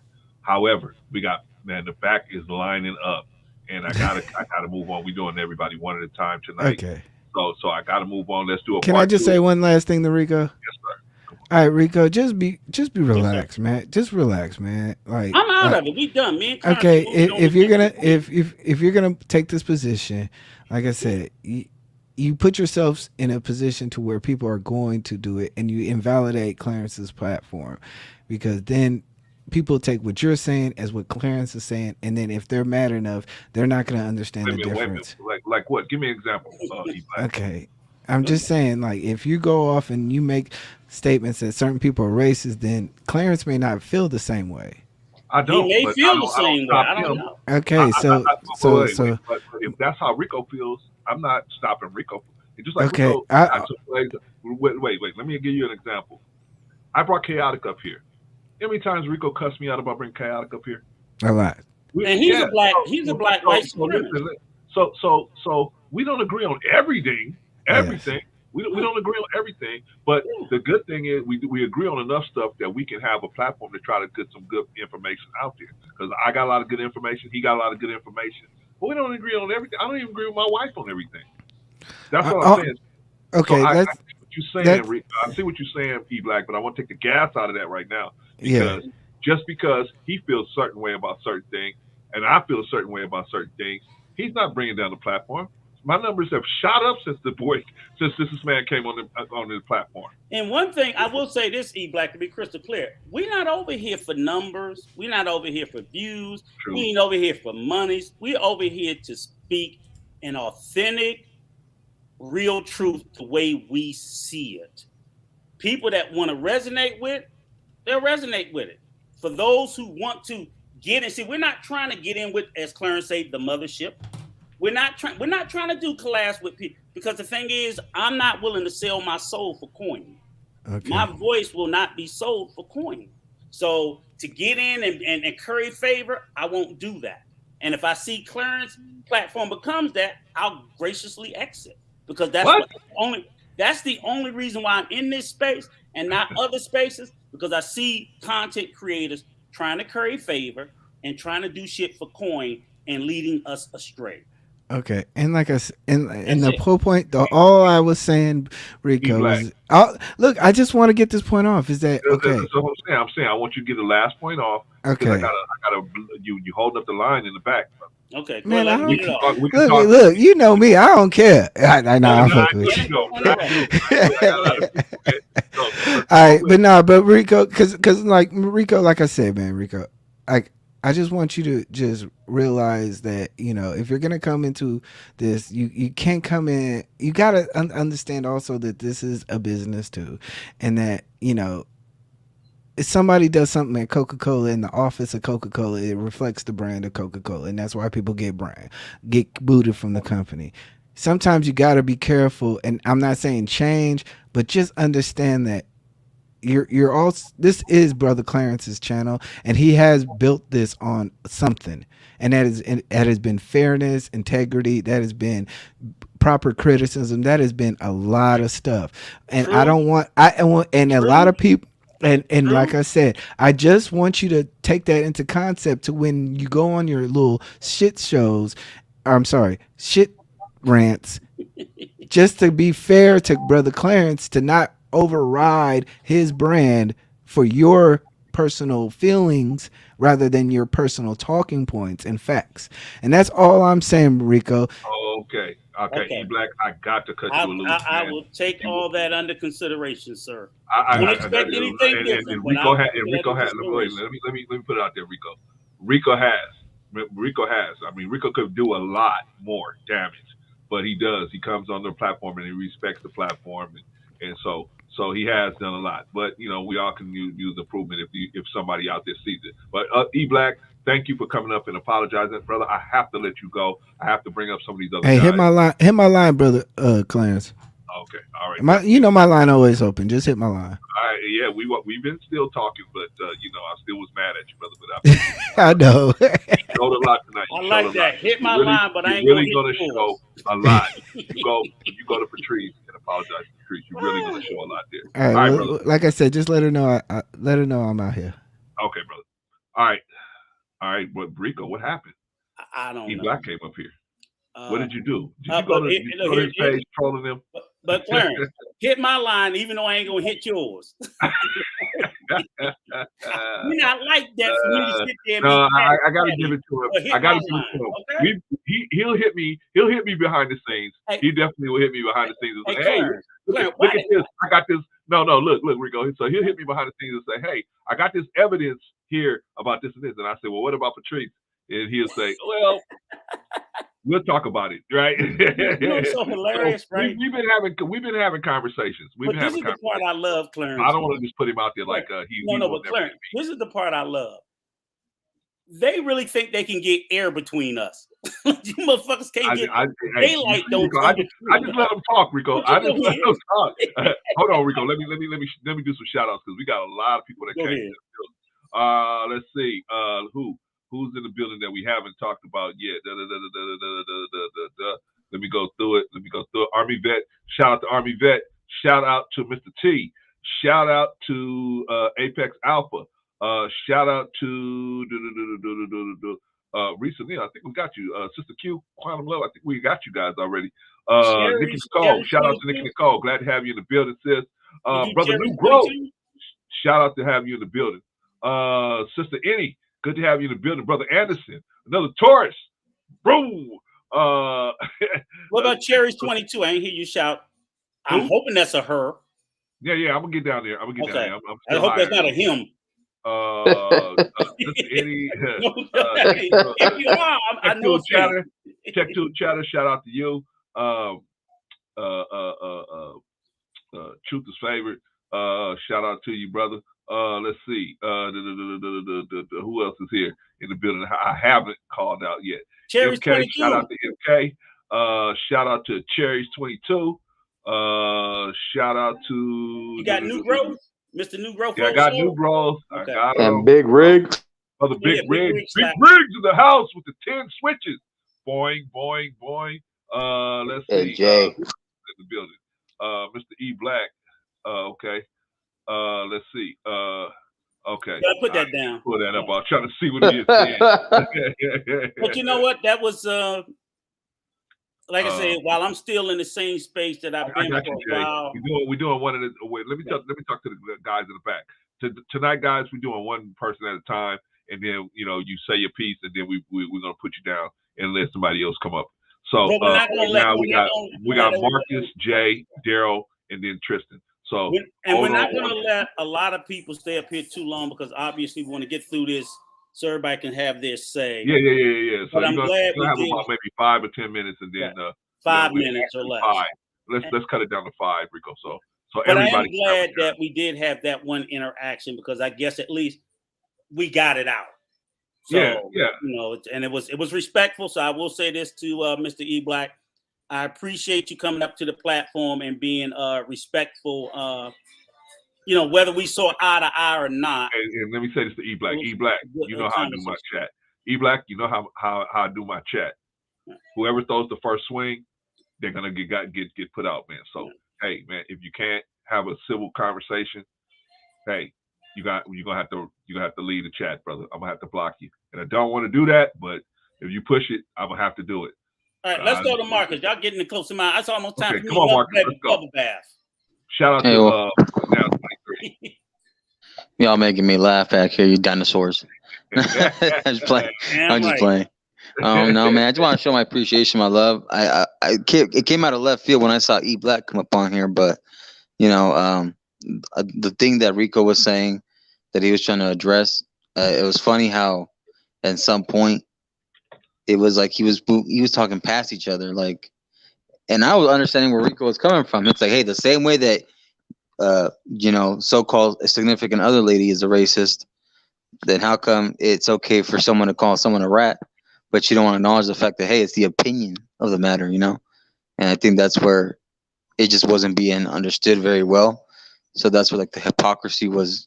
That's how it was sounding like. It sounded like a contradiction coming from all due respect to E Black, I stipulated if that's a person's opinion, I don't push back. You don't hear me running around telling people, "Oh, you can't call them that." I'm like, if that's what they think, that's what they think. That ain't my place. But if I think something about a person, why wrong when I got the same documented evidence that you got? You got a piece of paper. I got their own words out their mouth. Yeah, so yeah, it makes sense to me. yeah. And I think that's something that's a lot of people on each side that are like, I call it like a battlefield. So like on the left and on the right, people are just fighting it out, and then the people in the middle are caught in the crosshair. Yep. And it's unfortunate because, like you said, people like OG Patrice, y'all were disrespected, and then it was just trying to find a middle ground. Like, even if people squash it, they don't have to be friends, but just keep it professional on each other's channel. But it's gonna happen. Unfortunately, this is the kind of space that is where people can do whatever they want to say whatever they want to a certain extent, unless you can block them or mute them. But hopefully shit gets settled. Because sooner or later, it's just the guys that were on the same side right now are beefing it between each other. So hopefully they can work it out. Hopefully they can work it out, man. Right, Mark. Me and Rico caught this 2020. So many months ago. We caught this so many months ago. And then the thing that gets us is I'm like, y'all late to the party and telling us to take advice that y'all didn't take yourselves. So you giving me some advice that you ignored. I'm the follow. And the biggest premise that I try to push back, and I hope everybody hears it, is that we have the freedom to go to the spaces and to collaborate and associate with whomever we want. This whole ability, because you guys are falling out, now you want to dictate. That's crazy to me, and I don't accept that. I don't accept. Yeah, nor should we. Telling me where I should go, who I should associate with, when these are the same people that you were the horsemen with. I'm like, really? That makes no fucking sense to me. It makes none. But everything you just said right now, it requires logic, right? It requires maturity. But people don't want to think about that when they're in their emotions. No. All right, Marcus. You got a specific point to make, because I want to get the rest of these guys up here, man. No, well, I just wanted to real quick because people like even myself and other people that just tend to hang around the stream, just because we're there, that doesn't mean that we agree with everything they say. Even if for our physical body we make like a body gesture like laughing, or we smile or we smirk, that doesn't mean that we're condoning it. It's just that how am I gonna control what somebody says? I can't understand. I can't read their mind, what someone's gonna say, what's gonna come out of their mouth, and let alone it's their platform. So whatever they say, they'll post. I don't know what they're gonna post when they're on the platform running their stream when it's alive. So when it just happens to be a funny short or a funny vid. When I saw you guys on that Boys in the Hood little short skit, I saw that shit was funny. That shit was funny. Marcus, we fell out laughing when they did the clip of us as the advisors. Yeah. Oh yeah, what's your spirit? Mother Mercy. I hate to admit that shit was funny as hell. Yeah, I did. Yeah, me cursing and acting a fool. I said that shit was. I'm mad. I didn't think of it. It was funny as hell. So why would I get mad at anybody laughing at that? That shit was funny. Yeah, so that's basically one of the. It's at my expense. So what? Yeah, but that's basically what I just wanted to say, that just show some support, and hopefully people that are listening on either left or right side can understand. Hey, we personally from the middle don't have a beef or personal issue with each or the other. If you guys can talk it out, maybe this is a place where they can come here and squash it, or they can talk between you guys, and talk about certain discussions. That's it. But unfortunately, before peace, sometimes comes war. Unfortunately. Right. And I would say this last thing is I do want everybody to understand that, again, me and Clarence ain't making no money off of this shit. If Clarence boot me off this space, I got more fucking time. Okay. That's what I got. I don't lose more time to drink. I don't lose $1. Hey. Let me tell you something. Clarence will tell you, my wife is on my ass every time I'm on here. Seriously. I don't blame her. I don't blame her. I'm like, no, you ain't getting me in trouble. I had to hang up on the market. I was like, this whole it's a business. I need to be careful. No, I don't. If it blow up, it blow up. Look, they're the platforms that been taken down. This one ain't been taken down. Right. See what I'm saying? Go tell that to the mothership. Go tell that to Mr. Millionaire. Their shit. So if it's so business oriented and they run it like a business, why the fuck are they being torn down? Hey, I was in Chicago. So the whole point is that give that advice to them to keep their shit without a blip. We're not at a blip. We're not saying anything to what we're gonna lose subs we don't have. You know what I'm saying? It's not like, oh, we got 1 million subs and we gonna lose sub because I say something offensive. We ain't got but what do we got? Yeah, something? Remember Chicago Rilla? Hey, you gonna not get monetized. Man, we ain't monetized. You know what I'm saying, right? We ain't monetized, brother. So that's the whole fucking point, right? It's like, don't threaten me with a good time. This is crazy. So, but Marcus, we're I not gotta put you down, brother. You don't have, you ain't gotta go, but I mean, I definitely got. Yeah, just put me backstage. That's cool. I don't mind, though. All right, yeah, give for it. Go ahead, brother Marcus. Appreciate you, man. That's the biggest message. Yeah, that's the biggest message I do want to get out to the community over here. Is first Jay, then Daryl, then Tristan. All right. And then I just want to say this because I don't want anybody in our community to ever think that me and Clarence are here for favor or coin. We will never sit there because I don't want any of you guys. Rico was cool, but he treated me like shit because he got to go over to Kevin Samuel's channel. I'm not gonna never treat none of you guys in our community like, you know what I'm saying? Because some content creators will diss their people, right, for a bigger platform. For I would never do that. Or for money, I would never do that. I will never. I don't want the fucking money. I don't want the fame. I enjoy the company of you guys. So that's the way it is. So me having to worry about a lot from you guys. We learned a lot from you guys. You know who I need to keep me in check? You guys, the community, the subs. I don't need people on the outside telling me, fuck y'all. This ain't for y'all. This is for my people here. Hey, Marcus, you know what I'm saying? Hey, Marcus, people like that, they gonna keep me in check. Rico, I'm gonna keep you in check. But that's who I'm gonna apologize to. I'm not worried about somebody out there that I ain't thinking about that. I'm worried about you guys. So Big Rig Slap, Chris, what now 23, Jay, like I said, Marcus, all these guys are the people. Y'all are my currency. You know what I'm saying? New growth. Y'all are my currency, not some fucking body that ain't paying me no way. Fuck them. So that's it. Go ahead, Jay. All right, Jay. What you got to say, brother? We got 5 minutes. 5 minutes? Yeah. Or if you can do it in less, do it in less. Because the man that we really want to get up here was behind you. All right, so let me speed run 2 things real quick. Yo, Clarence, brother, sometimes I hate you. You got me rushing myself. I love you, but I hate you sometimes. I'm like, me too. Why you gotta rush? I'm like, yo, it's like trying to rush my food. Okay, so let me. Okay, what I do now, I won't make it long-winded. No, it's your platform, but I get you. I know how you work. Yeah, man. Like I said, OGs make you move, y'all. No, but all in all, first, like I don't take sides in anything. I told my friend, listen, the only side that matters is my damn own. Right. I don't care what beef y'all doing. How many times I gotta reiterate this shit? Arguing is for children. If you're not, if the conversation is not progressive, if y'all can't see each other's points, if y'all talk past each other, like what freaking you do to ladies or what ladies do to men, then y'all gotta get y'all should just stop contact altogether from each other. Like seriously, I can't tell you what to do with, but I'm gonna be honest. There's my solution. You break contact. You never speak to each other again. You go on about your damn merry way. Don't bring outside sources into your bullshit. And I'm not with this. I don't know what's going on with E-Black Dirt. I don't give a damn. Don't put me in it. I don't take sides. I don't take bets. I don't profit off none of this bullshit. And 3, I refuse to make content that's anything about people fighting off each other. That's stupid to me. I'm beyond this. I'm beyond children. I'm going to say it with my chest up. I'm beyond this children shit. I'm 30 goddamn years old. I ain't got time to be playing with people. I freaking did YouTube because my friend said I was good at doing content. And he put my faith in me to do something nice. I'm going to honor that. I'm going to honor his words.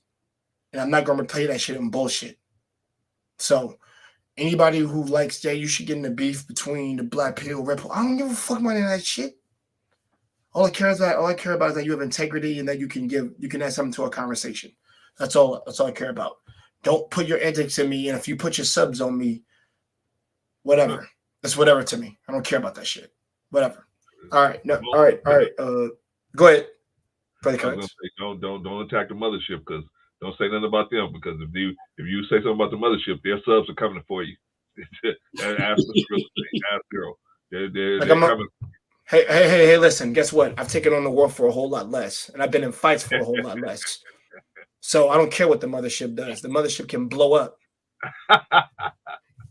blow up. But hey, listen, anybody seen freaking the Saw movies? Yeah, you can get that done to you. So stay the hell away from me if you know what's good for you. So, but other than that, that's all I gotta say on that. And to you guys, I love hearing what you have to say. You guys, OG, like I said, the OGs that still listen to y'all take time to listen to us. You actually hear our points, but also we hear the trials and tribulations y'all went through. Might be able to help us when we get in your position. I'm fucking 30, so maybe in 10 years I'll be 40. So maybe maybe that knowledge y'all spent me to now is gonna come back and reverberate in 6 years from now. So don't ever think that y'all gotta take anybody's side, because I'm glad you're not taking sides. You gotta be part of none of this nonsense. And what I call it, I really call it the merry-go-round effect. Is what I call it. Don't join the merry-go-round. Don't get on that. No. Don't get on the goddamn Ferris wheel. Don't do it. No. Yeah, you guys are beyond that and better than that. And plus, you're smarter, to be honest. Some more people out here are still smarter than these younger G's, is what I say. And to Rico, I can't keep you in check, brother. You're a grown ass man, my man. No, y'all can't. But you know what? Y'all do. No, the hell I can't. Yeah. Well, you do, because even with the stuff you're saying right now, a lot of times I hear you, especially you, Jay, and a couple other, I'll hear you guys say something, and I'll be like, damn, I didn't think about that. You know what I'm saying? So y'all be like, me and old Negrosaurus Clarence, we be done forgot some things. Or you guys see things at a different perspective than we do. And probably the biggest reason why we don't choose sides is because we know that oftentimes in any conflict, there's both sides has a certain percentage of right. One side is more right than the other. So it's never in any conflict 100% that they're right and 100% they're wrong. It tends to be like 60-40. So you end up spending a lot of time trying to work out that 20%, so that, as me and Clarence said, where we were getting the jacket of trying to seek peace, we weren't seeking peace. We just seek an end to the conflict, because we know no matter, even the victors are oftentimes wrong. The people who win the war, we won World War II as America, but we fucking dropped atomic bombs. So were we correct? Right? No, we're hell no. No. Hell no.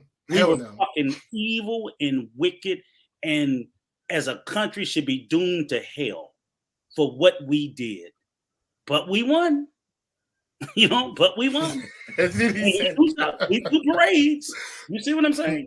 It's always, even the victor ends up being a loser in some way, some, form or fashion. So the global war on terror, they did 9/11 and the untold millions of people we killed in the Middle East to seek retribution. What did we win? Really nothing. And that's in all wars. So we try to think it out. We try to think it out. And basically, you just like the only victory in a war is the end of it. When you stop the conflicting parties from going to war. Yeah. That's the only. When there's a lot of dead bodies and all that stuff, and you realize what the hell you did. Oh, we won. Nope. The victory was it's over. It's over.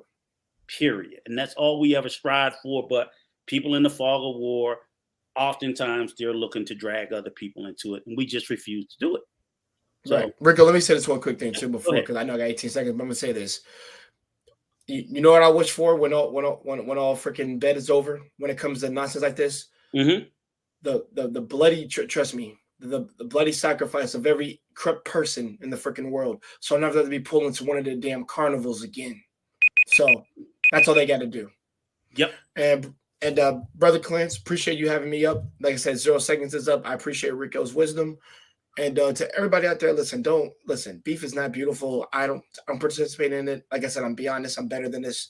And like I said, I got a journey to discover myself. I don't have time for this, for roadblocks like this.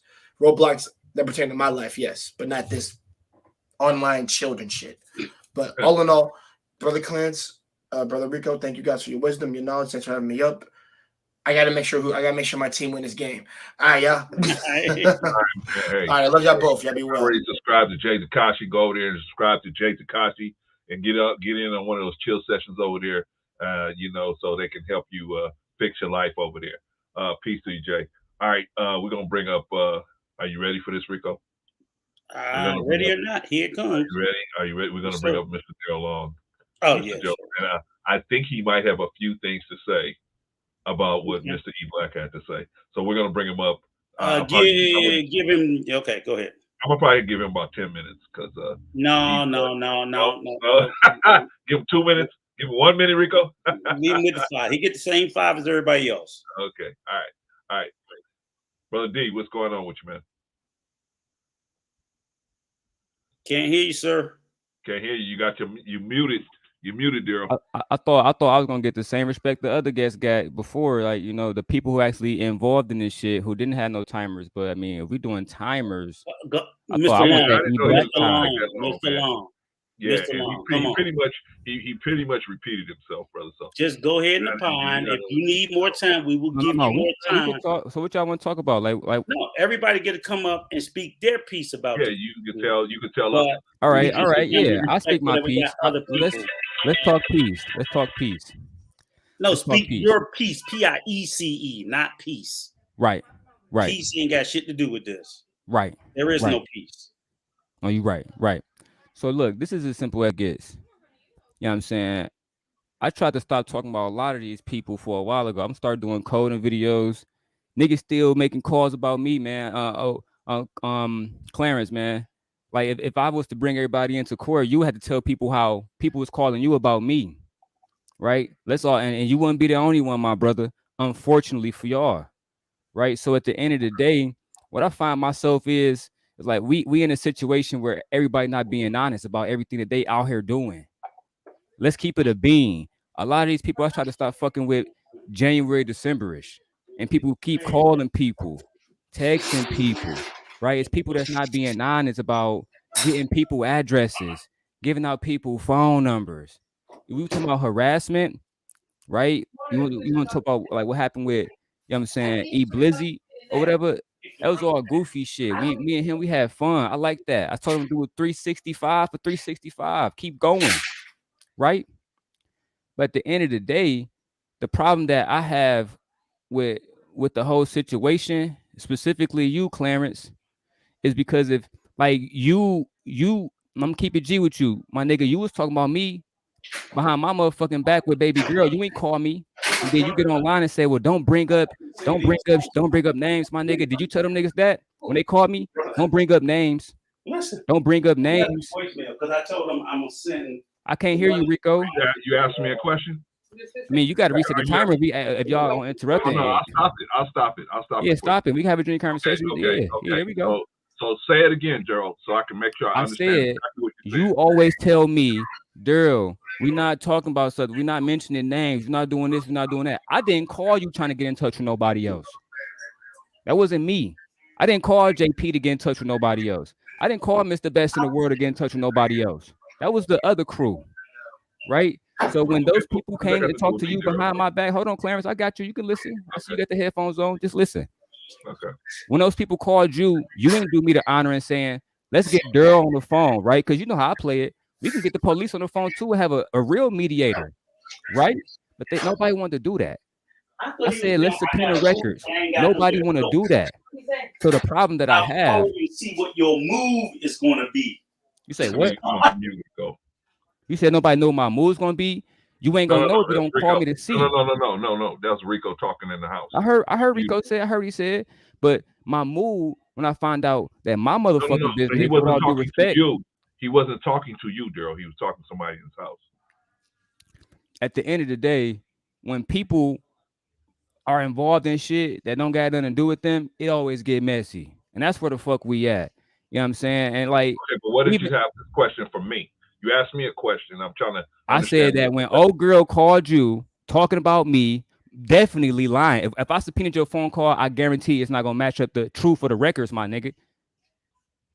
And that's the same thing. It's the reason why JP didn't want to get on the phone, because she already had dealt with the bullshit already. And that's the problem I have with what you did. Wait. Go ahead. Because I want to make sure that I understand what you're saying. You're saying that because somebody called me, I'm supposed to pick the phone and call you. Is that what you said? I'm saying if you're gonna get in spaces and say, Daryl, don't bring up names, then you because should. I'm saying it publicly on TV. I'm saying publicly. Behind the scenes, you can say what you want, but publicly, I'm saying, Daryl, don't do nothing publicly, right? You gave me your word you wasn't gonna do this and all this stuff, and so I'm saying, Daryl, just stick to that. Don't push it further by bringing up people's names publicly. Now, privately, you want to call me and talk to me about people's names? That's different, right? We've had those conversations. Right. I'm just saying, I never told nobody to say your name publicly, did I? No. So what's wrong with me telling you the same thing I would ask anybody else? I never said it was a problem with that specific point, right? You stopped me before I made my point. What I'm saying is, if you are entertaining conversations about me and my personal life without getting my side of the story, then you doing me a motherfucking dishonor. It's just that simple. And you can't call yourself an OG. That's like going and say, "Oh, I don't yeah, call myself an OG. I don't. Y'all do. That's a hook y'all put it. The title of the video is Busters, Elders, OGs. I'm not an OG. I'm Brother Clarence. I'm here to help you if you want my help. If you don't want my help, then don't take it. I never said I didn't want your help, Clarence. You being emotional right now. I haven't even get a chance to finish my thoughts, my nigga. But I'm gonna let you speak. I see you got a lot of stuff you got to say. No. Because the way you putting it out there is like I'm doing you this. I'm doing you dirty by having conversation with. I had conversation with E Black, didn't call you. I had a conversation with King, didn't call you. I had conversation with a lot of people and didn't call you. I got to call you. That's not real nigga shit. I mean, what you want to say about it? Gerald, listen to what you're saying. I have to call you every time somebody calls me and your name gets brought up. I don't think that makes sense. Look, you making my point. I never said that, my nigga. You making that point for me. You taking what you hold on, Clarence. You interpret it as you want to interpret it. If you got your feelings crossed, that's on you. If I get a chance to actually finish a statement, man to man, maybe you will have the true interpretation. The same way if you called me, you would have the true interpretation. I didn't see you. Listen, at the end of the day, my brother, at the end of the day, like I said, I get real sick and tired of my business being talked about and motherfuckers don't want to involve me. But then when I come and talk about it, hey, man, you need to stop doing that. How, did you go tell her that on the last 2 videos she did? Yeah, no, I wasn't. But No.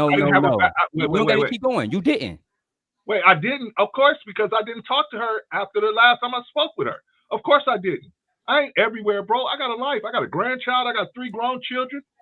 I got a wife. I'm not everywhere watching every video. I can't. I'm not gonna do that, bro. This is just a pit stop in my life. Clarence, I'm not even upset, my brother. I'm not upset at all. I'm winning. You know what I'm saying? I got a home.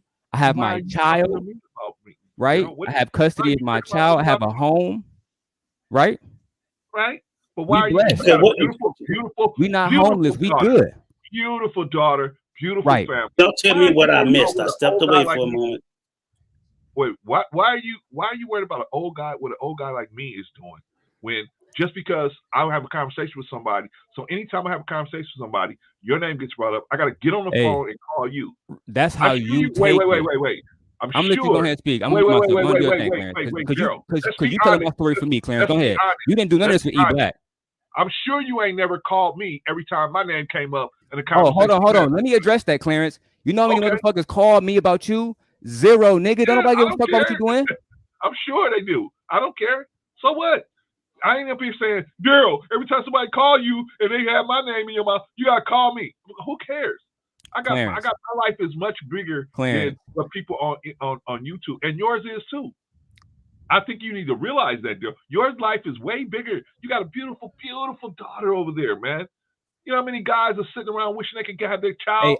Hey, no, you're right. I know it's a few guys in the chat that wish they'd had because of their kids. Hey, you can't do nothing about that. Okay, but you do.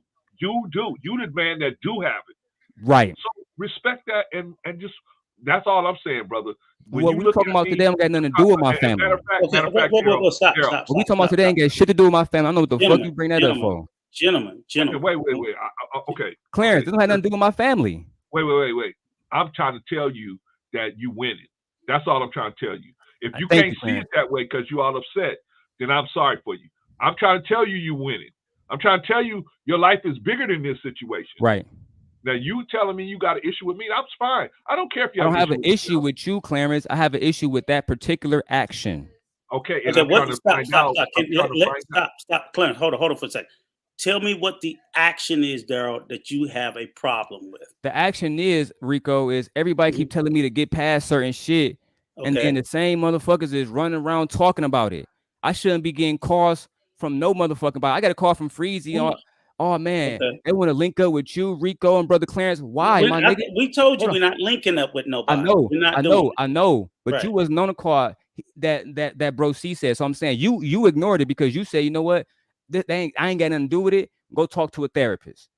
But that's not what bro C did, and that's my problem. What did bro C do? What did bro C do? All right, bro C, you can speak for me. I mean, it's your platform. Hang on, Clarence. Let me walk this out. Let me walk this out so we can see where we got sidetracked. So in particular, okay, we know how everything has blown up, right? That there's no question about that. Okay. So one thing we got to do is, even if I had did a misstep in the past because I didn't know no better, I was missing a piece of information. Because I'm not above fucking up. If I fucked up somewhere in this process that I'm unaware of, and I'm not even asking anybody to point it out, I will say this, okay, here we are May 4th, and we're at this point. So what can we do better so that I don't make a misstep or Clarence don't make a misstep again? What is it? And I get your whole point. Okay, you don't want people. Nobody should still be talking about it at this point. There we go. At this point, I wish I had the Men in Black fucking pen and I could flash that motherfucker on YouTube and everybody could completely forget it. First of all, I would use it on myself first so I could completely forget the whole fucking fiasco. And then I would do it on everybody else. I don't know why it's so hard for everybody to just say, okay, to include yourself, to just drop the whole motherfucking thing. Okay, now, in spite of that, we all must admit, to include with you, Mr. Long, that there were missteps made by everybody and by some people, to include you, multiple times. So we can't cast any stones and say, oh, well, this person's wrong about this, when I know I had a fucked up part, right? Whether my part was larger or smaller. We all have. At this point, I don't care, even if Clarence, through the goodness of his heart, was trying to do something good and did something wrong. Okay, his intention was good, the action was bad. Who cares? It's done, it's over. How do we move forward at this point? Because we can't undo any of it. I 1000% agree with you, brother. And let me go ahead and make it real simple for you. But you can say your piece to get it off your chest. No. Because I don't want Clarence to think I have no problem with Clarence. I got nothing but love for Clarence. But if you want to make it in, everybody can just shut the fuck up talking about it. Yes. When I shut the fuck up talking about it, then that all now I'm getting calls that other motherfuckers talking about it. That's goofy shit. And then people saying, oh yeah, this person harassing me, Clarence. Oh my God, Clarence, please save me, Clarence. Why the fuck you even talking to Clarence? Why you ain't gonna talk to the police? Why you ain't gonna do all of that? I agree, but you know what, Mr. Long, stop, Clarence, stop. Hold on for 1 second. Let me say this. That's not how it went. The only thing that I was asked was, what should I do at this point? Okay, but Clarence, I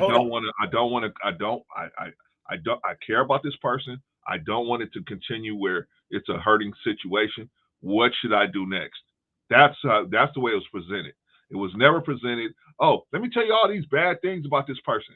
As a matter of fact, this person was saying, hey, you know what? I'm not going to get into anything specific. I just want to know, what should I do moving forward? Because I don't want it to sting anymore on that side, and I don't want it to sting anymore on this side. Now that's how it was presented to me and Patrice. That's how it was presented to us.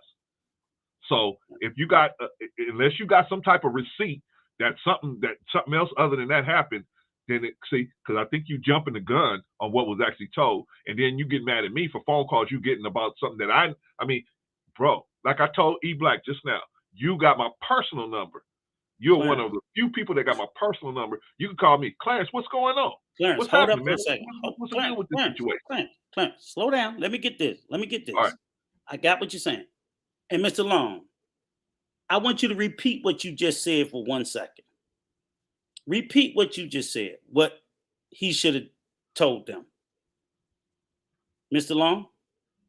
My bad.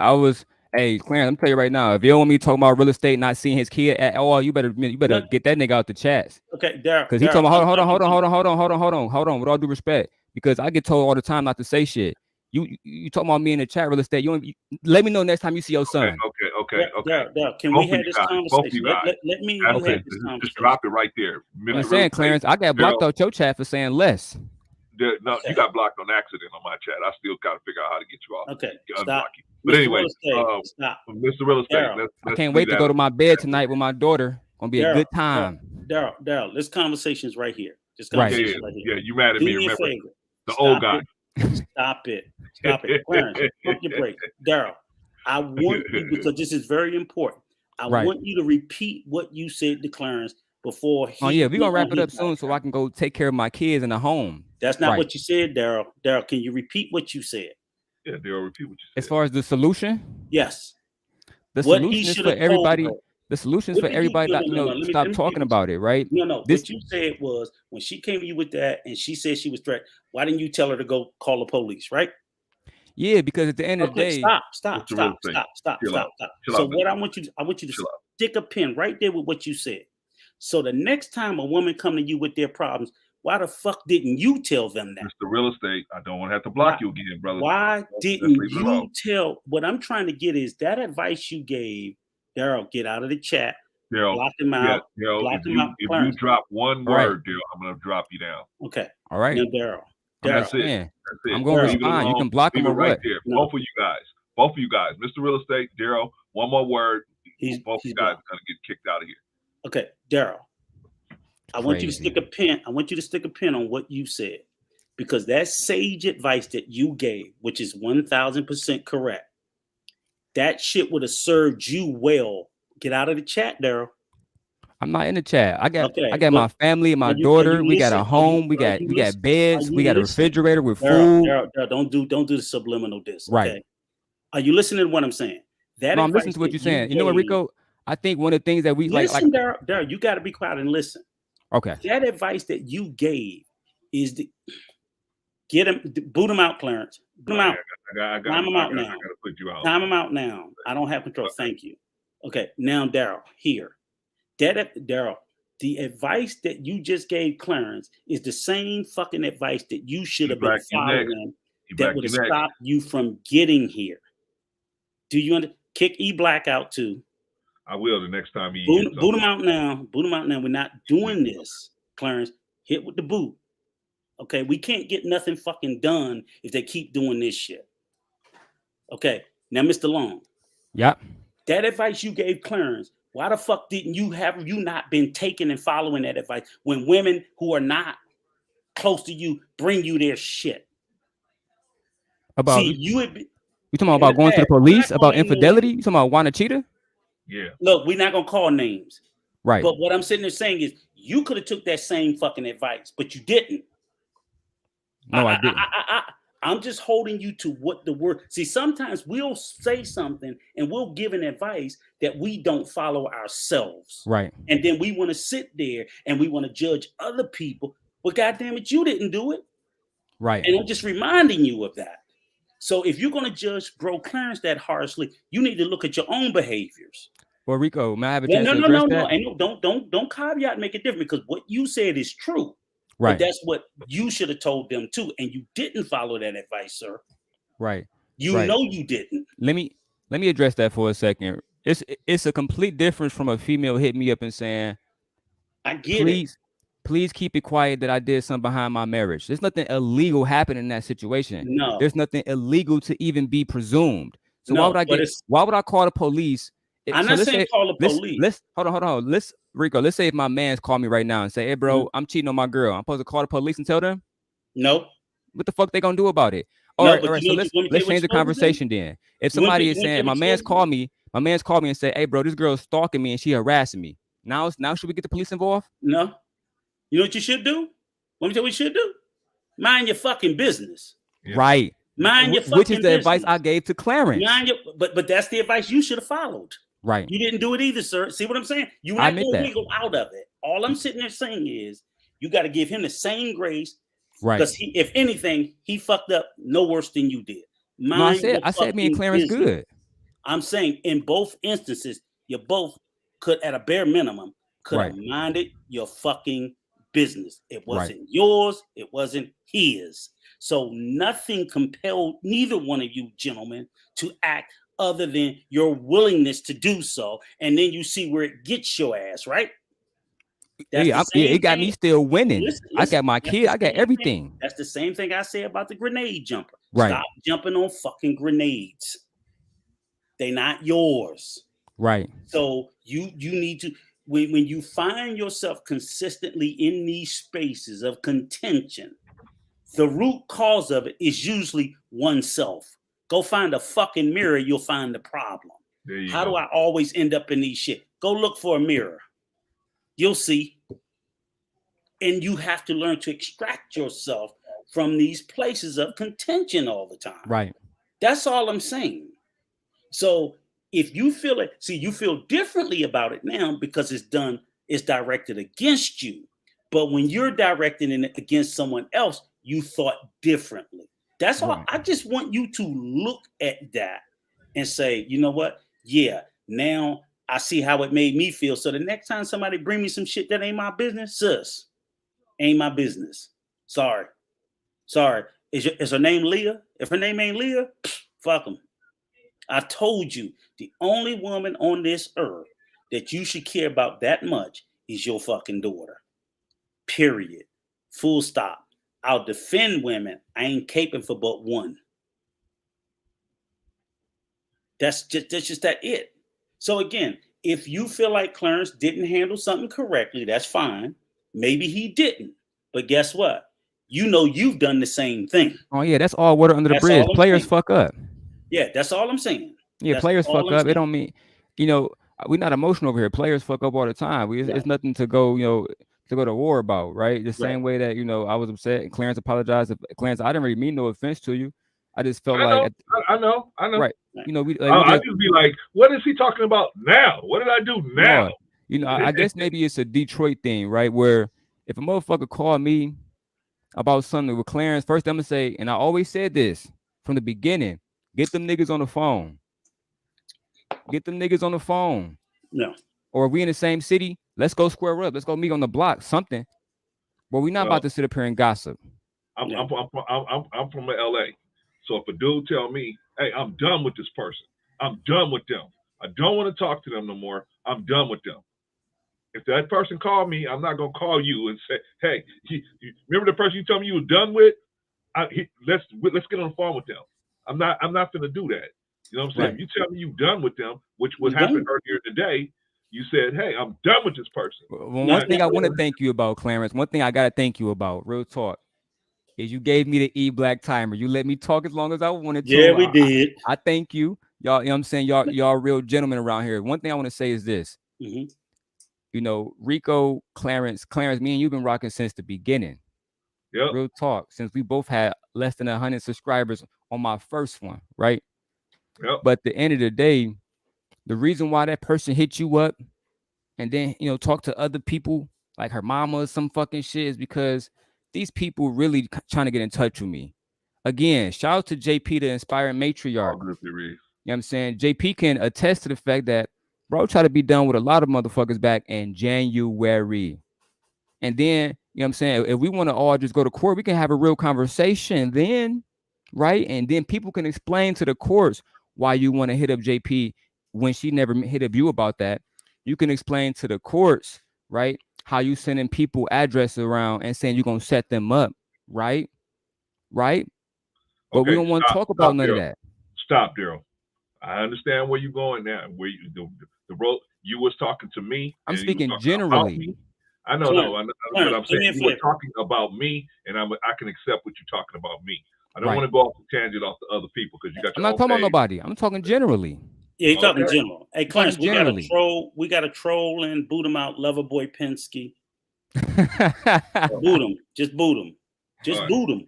Oh, they done took my boy Linsky name. That's crazy. It's a we already know who live in Penske's. That's crazy. Ain't just a Penske like a moving truck? Huh? No, it's supposed to be a play on Loverboy Linsky, but I know it's a troll account.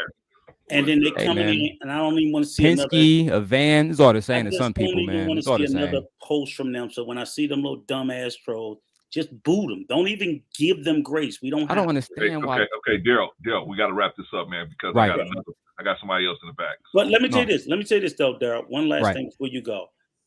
Yeah, it is boot camp around here, Big Riggs. We're gonna give you a wrench. We put your ass to work next time. Hey, but but look, let me say this. From this space, we done with this shit. Yeah. We done. We not pro or for. We're not pro or con on either side. I've stipulated 1,000 times where me and Clarence come down. I've spoken to everybody in the back channel because that's where I think counsel is best served. It's not best served on a stream. It's not best served publicly. And I've advised everybody to shut the fuck up. Now, none of y'all niggas listen, but that's been none of us niggas and ladies. You got to hold everybody accountable. When I said none of y'all, I didn't say you. I said none of y'all. I've spoken to everybody. Shit. You got a lot of trolls in your chat right now, Clarence. Up, and they just okay, I see them. And they just won't, but that's okay. So the bottom line is nobody's not going to tell me that I didn't. I don't care. And simply, hell, I'll probably get slammed just for admitting that I spoke to people in the background. But I personally think that's where conversations should occur. That's why I haven't been up on anybody's streams or channels, because for whatever reason, they're going to try to put a jacket on you for whatever reason for some shit like that. But I will be back. I will be back on Mr. Long's channel. I will be back on Mr. Real Estate channel. I will be back on Conversation with King channel. And maybe one day y'all might fall out y'all fucking chair. It won't be 2022, maybe 2023, whatever. I may be back over there on E Black channel. Who knows? But it won't be about none of this fuckery shit. Right. I bet you that. When y'all start talking about some more meaningful shit and fruitful shit to the community that's going to push the community forward, I'm down for it wherever it is. I'll be over there with the whatever the fuck they call her, with the races if she's talking something pro-black, but I doubt if that'll ever happen. But nonetheless, because again, as I told all you motherfuckers when I first came over, I follow the message, not the messenger. I follow the content, not the creator. Right. So again, when people come over here, you don't see my name up here. This is Bro Clarence. Let's talk the better black life. If anybody over here to hear anything that I got to say, it ain't because my fucking name or because of who I am. It's because of what I say. Other than that, tell me go sit my old dumb drunk ass down. That's it. It's the message. It's the content, not the creators or the messengers. So I don't rock with you, Mr. Long. I rock with a message if on any, because I know, like I said, Monday you could be talking some total shit. I ain't listening to that old dumb shit he talking. Tuesday you talking something positive. Oh, that's a good conversation. Let's talk about it. You know, because I even on the biggest platform, hell, personally, let me piss off the K-Hive. I think shit, more than half the shit that Kevin Samuel says is just shit. And motherfuckers over there obsess over every word he speaks. I think more than half of it is just straight fucking garbage. Now we're going to get their arrows. Come on, Rico. Now we're going to get their arrows. I'm about to get the minister on your head now. You better start talking about Kevin. Look, I've been warned, right? But I already told him I don't do this. I don't speak to curry favor or coin. Right. So I don't care. Okay, Rico, we got more people in the back, man. Let's go. Wrap all right. Up, nice talking to you, Mr. Long. All right, y'all have a good night, brothers. Yes, sir. You too, sir. You know, it's salute. All love, Salute. Yeah, man. Me and Daryl get mad at each other, but it's all love, man. We kiss and make up sooner or later. All right, let's bring the next man in. You ready, Rico? Yeah. Let's bring the next man in. Hey, Tristan. Oh my God. Rico, you need some Tiger Balm after all this nonsense, right? Yes, I do. Okay. And a heating rag. No. You, hey, Listen, I Tristan. got He I brought got the a few Tiger heating Bomb, pads over Rico. here. Tristan. No, I'm old school. I need the hot water bottle. The big rubber hot water Not bottle. the Tiger Bomb, man. Not the Tiger Bomb. Hey, The Listen, Clarence, Tiger Bomb. Clarence, what they know about the hot water bottle? yo, That big old rubber shit you hang in the bathroom, and your mother be like, "Ooh, what'd you do with that?" You stink up the whole room, Rico. Mm-hmm. Put that vinegar and that water in it. What you doing? What's that between your legs? The Wash Tiger that Bomb and the coochie Epsom out. salt. oh, How you doing, sir? What's going on, Tristan?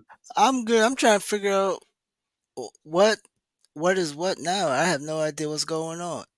Well, I have an idea, but I Two old guess, Negroes that won't shut up. Yeah, That's pretty about much. basically it. No, Pretty much. man. People want to blame us for everything. basically, Well, at least me.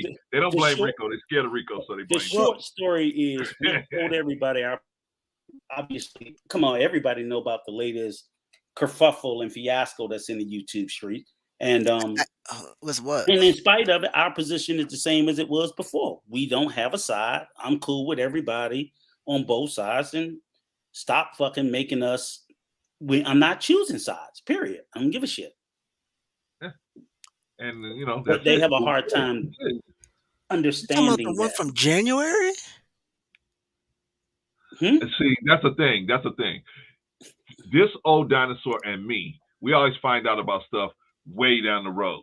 Oh, Then people okay. look at us like, how come y'all didn't do nothing about that? We just found out. It's not. We just found out a couple of days ago what was actually going on.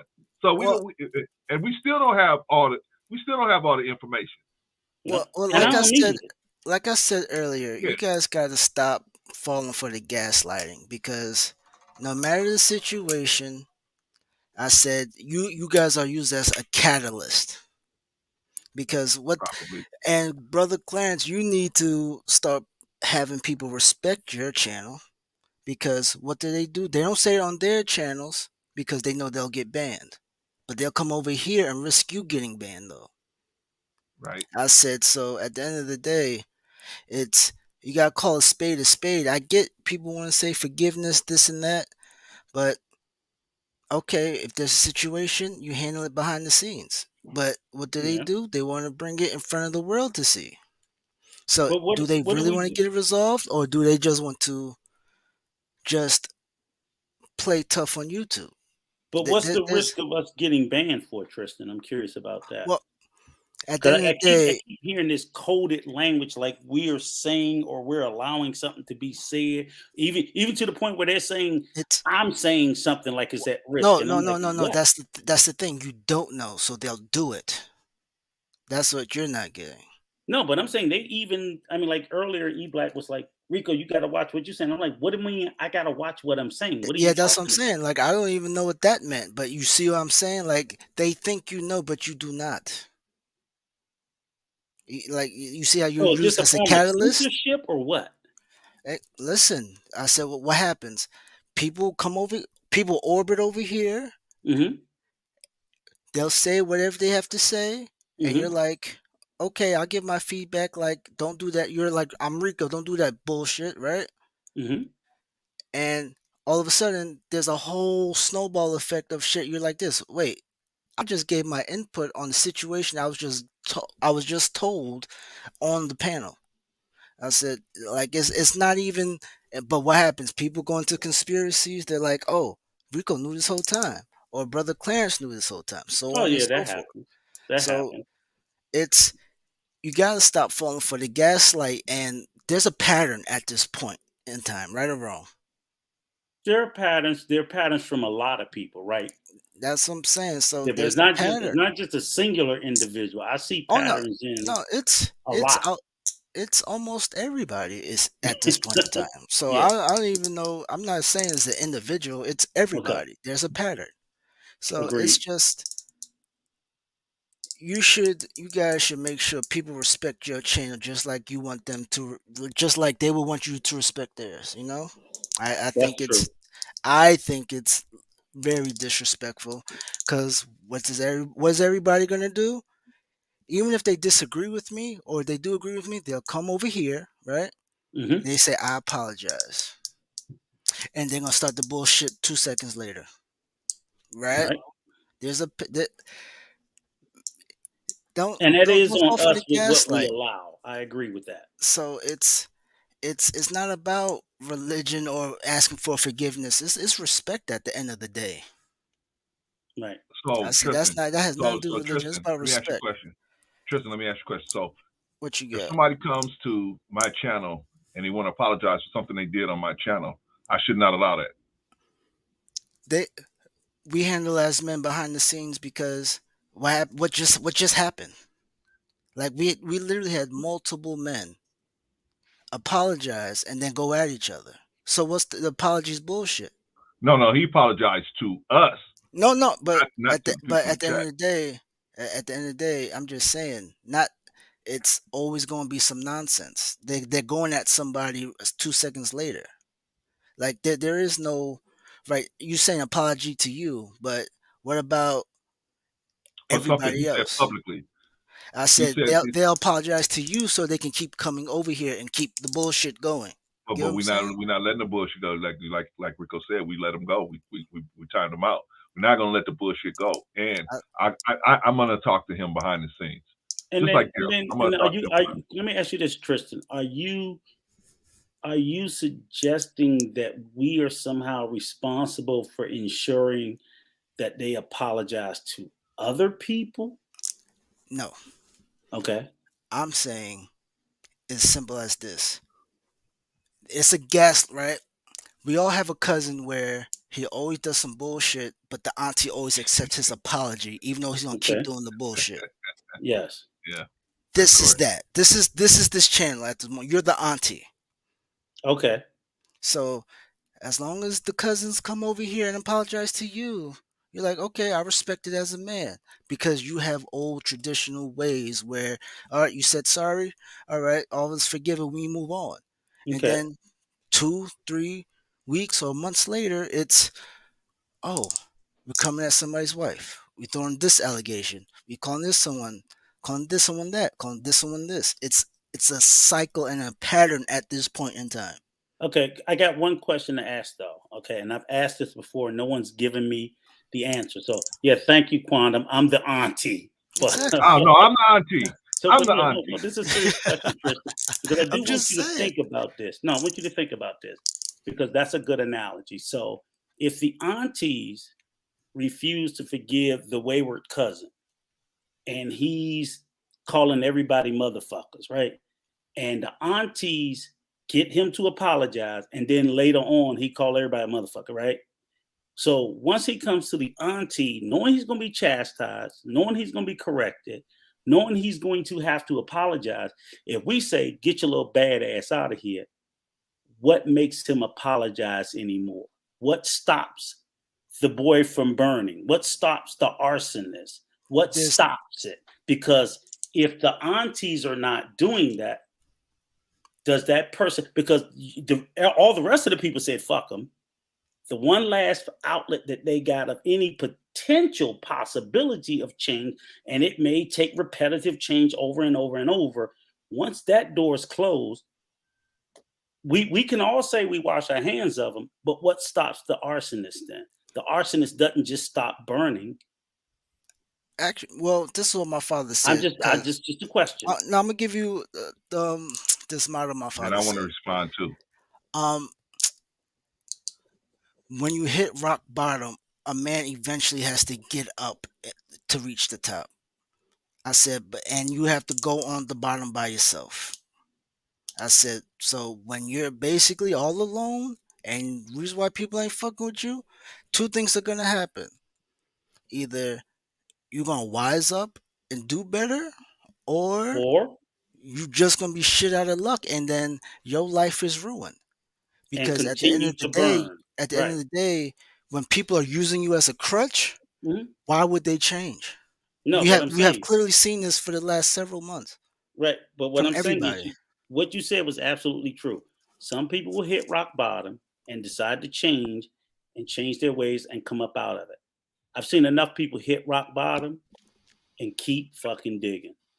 So I'm just sitting there saying, I just know in reality, and I get what you guys are saying, but everybody's not going to change. Some people will change only with help. And I'm not saying that that's this case, but I'm just trying to say when people are always looking at the auntie, like the auntie is flawed for giving a damn. For that one crazy cousin that the aunt doesn't save, she might have saved 7 or 8 others. Because 9 times out of 10, it was more than that one crazy cousin that was doing that. It was probably several of them. She saved most, and that's why the aunties continue to do it. They do it because they saved some before in hopes that they'll save this one. You just can't save them all because some of them are irredeemable. But if you redeemed one, you try to redeem them all, even if you can't. So I get people's frustration on the outside, but usually we know, Clarence, myself, whatever, it's a lonely fight. We ain't got no allies in this shit because most people don't have the patience or tolerance for it. But as I said before, me and Clarence, we didn't 20, 25 years ago, we wasn't what we are today. Right. We was that irredeemable child that through our own way became redeemed. I'm not saying there's no excuse for it at all. None, zero. So don't get it twisted. I get everybody. I'm damn near at the end of my rope with the patience. I am. But everybody reaches their own breaking point in their own time. And we, when we have a breaking point, when we get to it, we'll be done. But I can't be moved to that breaking point at Tristan's pace or Bro Clarence pace. Bro Clarence will give up on him when he's ready, not when I tell him. I can give up on him today. Bro Clarence might be, hey, I got another 6 months of trying. I got to respect that. I mean, like, I may not understand it, but it's like, hey, you're a better man than me, but shit, what can I do? You know what I'm saying? And that's just the reality of it too. It's just, again, I weird. agree. I agree, but I would like to respond. Oh, Can I'm I sorry. respond to you, Tristan? Okay. Now, Rico says he's not a man of faith, but he is a man of faith. He's a man of faith. He just doesn't have a design outlined faith, but he's a man of faith. My faith is a little more, spread open. And, my faith is Islam. I try to follow that path of faith. Now, in following that faith, knowing what I was back in the day, even in the Bible, there's a story called the Good Samaritan. The Good Samaritan, where the Good Samaritan saw a man that was beaten half to death. All of his money was taken, everything was taken from him, and the Good Samaritan helped the man up, took him to an inn, put him in the inn, told the innkeeper, upon my return, whatever things that he needed and the price that he is for him, I'll pay it when I come back. Right? Okay, that's kind of the situation I'm in with the designated faith, where I have a little more of a responsibility than some people that don't have a faith-based way they live their life, and where faith is at the base of what they're trying to do. We're not successful all the time, but faith is at the base. So with my faith, I can't just turn my back on somebody who I see needs help. It's hard for me to do that. Now, when it becomes a safety issue for me, that's when okay, Hanifa, I'll give it to you. That's when it becomes a safety issue for me, that's when I will be at the point where I'll start considering a separation. But Daryl Long is no worse than I was at his age. No worse than I was. I was a complete mess. Absolutely. I mean, I was functioning fool at that age. And some serious men of God came into my life and helped me turn it around, right?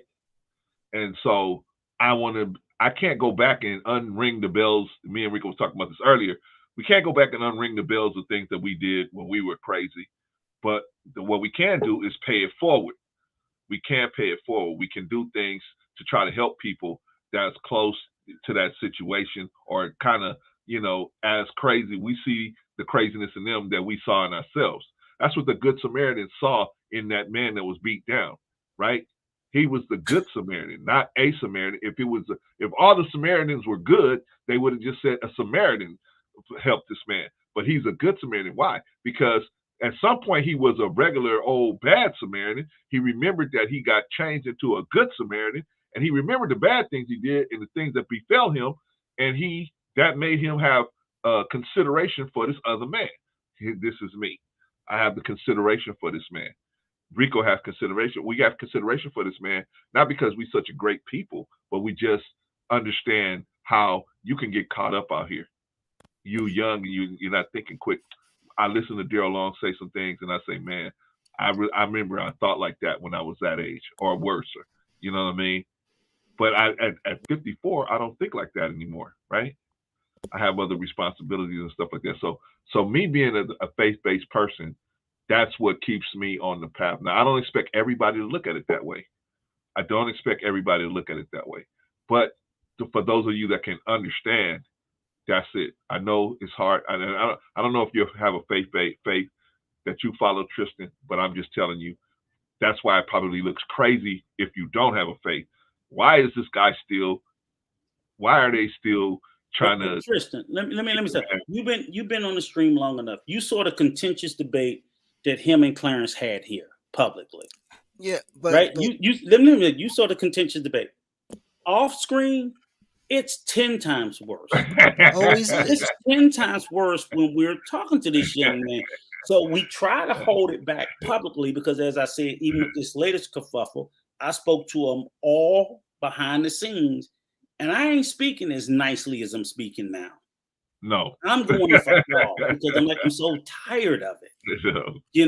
So again, like I said, when you look at that interaction here, you didn't even see. You see, I even had to come in to mediate it to bring it to a close to say, okay, we're going to move on.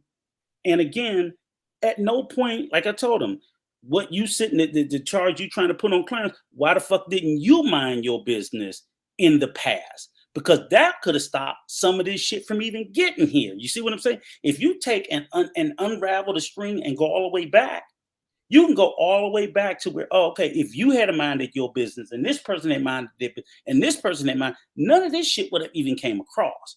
But see, this shit got into people minding each other's business, telling each other secrets, doing this, doing that, doing it. And people discard all of that as if none of that didn't play a hand into where we are today. It all does. They're all threads to the same story. So I remind people, when you're sitting there and you're pointing at the person that, I always tell people, stop looking for the red flags in others and learn to look for the red flags within yourself.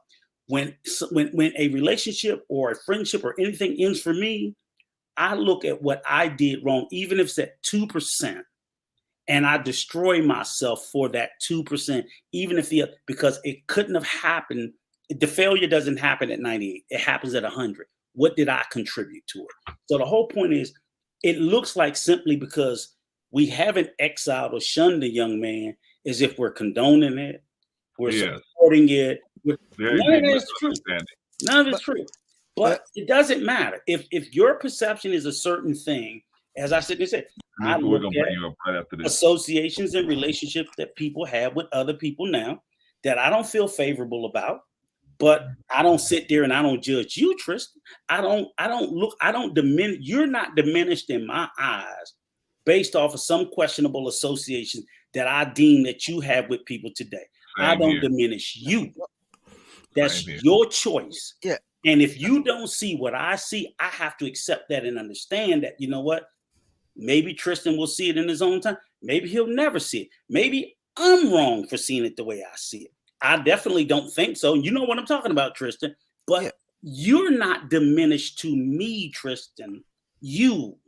I don't sit there and put the jacket of other people's offenses on you. If other people commit a crime and you didn't commit the crime, you don't get the offense. I don't care if you're associated with it. That's not my place to do it. That's not even the way the law works. The law doesn't work that way, that you can't hang out with felons if you didn't commit a felon. You know who can't hang out? Felons can't hang out? is other felons. But if you've never committed a crime, you can hang out with all the fucking murderers and serial domestic assaulters in the world. You ain't committed a crime, and nobody puts that charge on you. Rico, I want to, because we got to move the ball because I got people in the back. So let me give you a closing statement over here, Tristan. Okay, no, but that's the thing. You see, I never said Darrell. I said everybody. That's true. I said Darrell. Everybody puts Darrell right. Darrell's attitude is probably more polarizing than everybody else, but it's the one catalyst that is all hang-arounds. And we know that it ain't the These ain't the worst. There's a couple. There's a couple that's in real fucking close competition with, and I don't mean just your buddy. I throw chaotic in that same bucket, and everybody cozy up with his ass too. Listen. Everybody know the line with me starts with Jen. Everybody knows that. That's but I'm saying even with chaotic, so I'm gonna leave Jen out of it. Yeah, chaotic, the same thing. He's just as polarizing as Darrell, and people buddy up and get in bed with him every fucking day. Yeah, but that's no buts. I think when it comes to Tristan. No, there's no buts to the behavior. Thank you.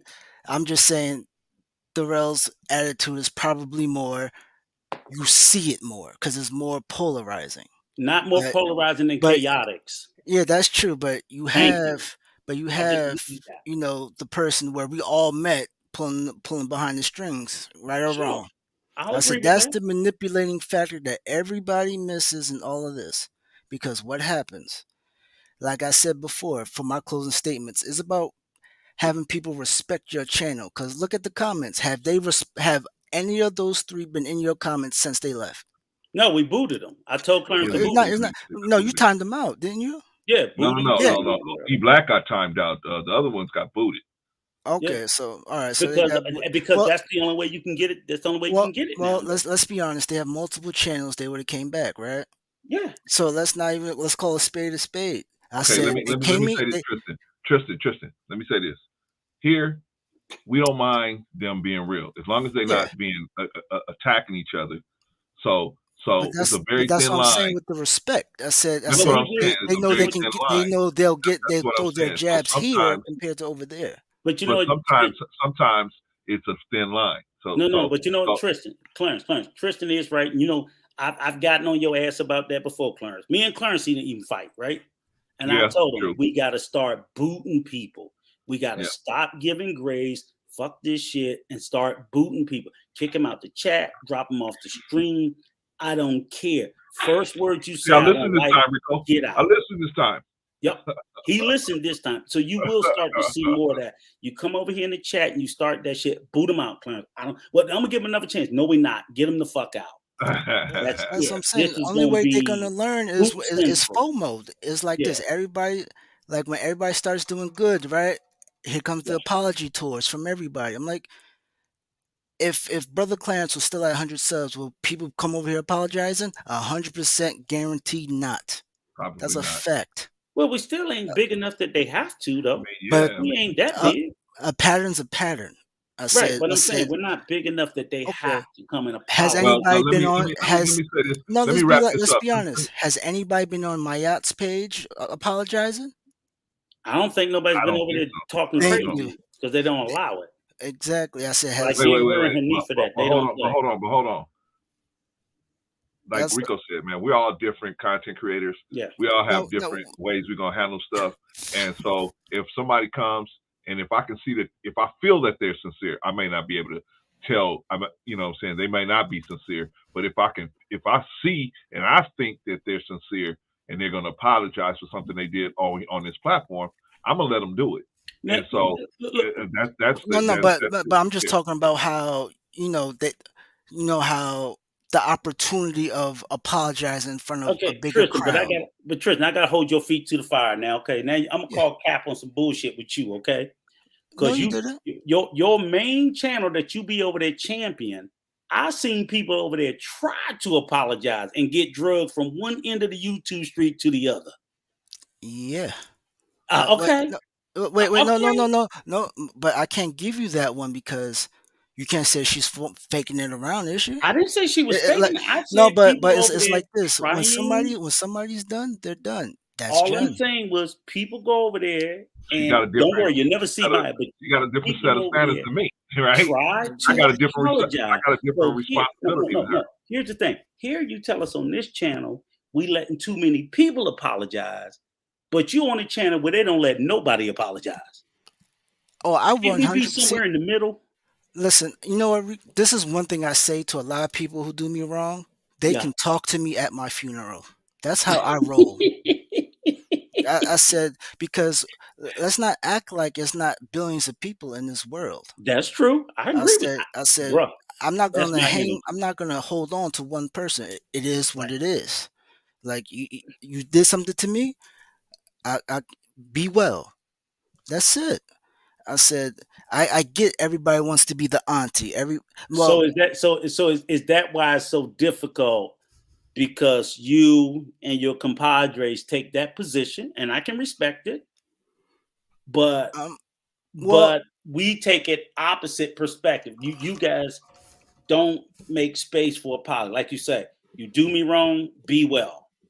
I get it. And I don't begrudge anybody like that, because there are certain people in my life that I don't do the be well to everybody. I do the be well to some people. It depends on what the offense is. But for most people, if they try to give what I call a full-throated and authentic apology, I'm willing to listen, to hear it out, and in my own due time and way as to whether or not I accept it. The same thing that I would ask that if I realize I did something wrong, that I would wish I give that opportunity, because I know that I am not without flaw, and I may need to be in a space where I would ask that I be given grace or an opportunity, not for forgiveness, but an opportunity to apologize. Because you could tell me, fuck you, I don't want your apology. I still need to apologize. The person doesn't have to accept it. I would want the grace to be allowed to give an apology if I so truly, if it's heartfelt. Okay, Rico, we got to let Tristan go, because we got people in the back. We got to bring them up. Tristan, you got any last final words, man? The final words is, I got respect for you guys. Same here. I just want you guys to assert that respect for yourselves when people come, because I don't like that. That's snakish to me, because you're doing it the right way. You allow people to have a voice, but I don't like how people try to let you be a catalyst and just be like, you know what? I got something to say, but I'm gonna go on Brothers Clarence's channel and say it. And that's not right to you. That's not right to Rico. That's my biggest issue. Because if you have a problem, solve it like men. That's it. But thank you for that, Tristan. We, you know what? In all fairness, you're correct. We do need to tighten up some. We do. So what you're saying is that definitely is getting through. Not saying that we're gonna go to the extent that everybody want us to, but we do know we need to tighten up. And ergo, I told Clarence we got to work the mute and we got to work the block and the booting a little bit more generously to let people know we're not to be fucked with. So thank you for that, though. You did on the money, though. True. Thank you, sir. I appreciate you for coming up, man, because I know. Come over here and flame our old asses anytime. Yeah, come on over. I got no problem with that. We miss everybody. Hey, we need that mean game over here too, Tristan. Well, Brother Clarence likes to, do things when I'm at work. Most of the time, I'm at work. Okay, yeah. Got you. Hey, the weekends though, you working the weekends? I'm gonna start having later streams. Sundays. We do Sundays. Yeah, I'm free Sunday night. Oh damn! You work all the time, Tristan? No. Basically, I got a finals on Sunday. Yeah, you gotta get that money, Rico. He gotta get his life right. All right, thank you, Tristan. I appreciate you, man. I'm gonna pull you down. All right, we got a queen in the building, man. You know that, Rico? Okay. Hey, Queen Hanifa. You got royalty. Hey, can you guys hear me? Yes, ma'am. Yes. All right. Hey, Brother Clarence. Hey, Rico. How you doing, Queen Hanifa? I'm fine. It's been a while. I'm coming off of my my social media break, so I was listening in, and I just really had a question. I'm not gonna hold you guys. I just recently had an experience with a friend of mine, and they were just dealing with some things. And this is a lesson that I had to learn in my challenging times because I'm that person that everyone always thinks is okay. So when you're not okay, people Mm-hmm. don't know you're not okay. You know that type? Mm-hmm. Yeah. So but those are the times that I found that I've had the most growth in my life, right? So I'm sort of happy that no one came to rescue me. Do you know what I'm saying? And so, with a friend of mine of recent, I was speaking with her and I was telling her one of the things I realize we often do is that we're so eager to like rescue people that we end up robbing them of an opportunity to grow. You know what I'm saying? That Mm-hmm. whether that's our children, and I know Rico, you talk about your sons a lot, whether Mm-hmm. it's family members, because I've been there with my even my own family, where it's like somebody's in need, so now you feel like you have to do something. You know what I mean? And it's like, Yeah. sometimes it's good to just like give space, not space to where they're gonna jump off a cliff, but space enough to where it's like, okay, you have to allow people to figure things out on their own sometimes because that's where their growth often is. But a lot of us, we want to just snatch people out of the fire because it's just what we do, right? And it doesn't make us comfortable to not be able to help. It makes us very uncomfortable. Some of us are just caretakers, right? Some of us are healers, some of us are counselors. We may not call ourselves those things, but our functionality is such, right? So my question to you guys though is this, because I'm dealing with this in my own life right now. Is there a point where someone can cross over from being a mentor to an enabler? And what is that point in you guys' opinion?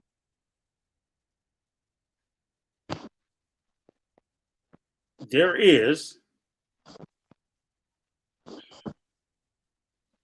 Trying to define the point is difficult, though. It's Okay.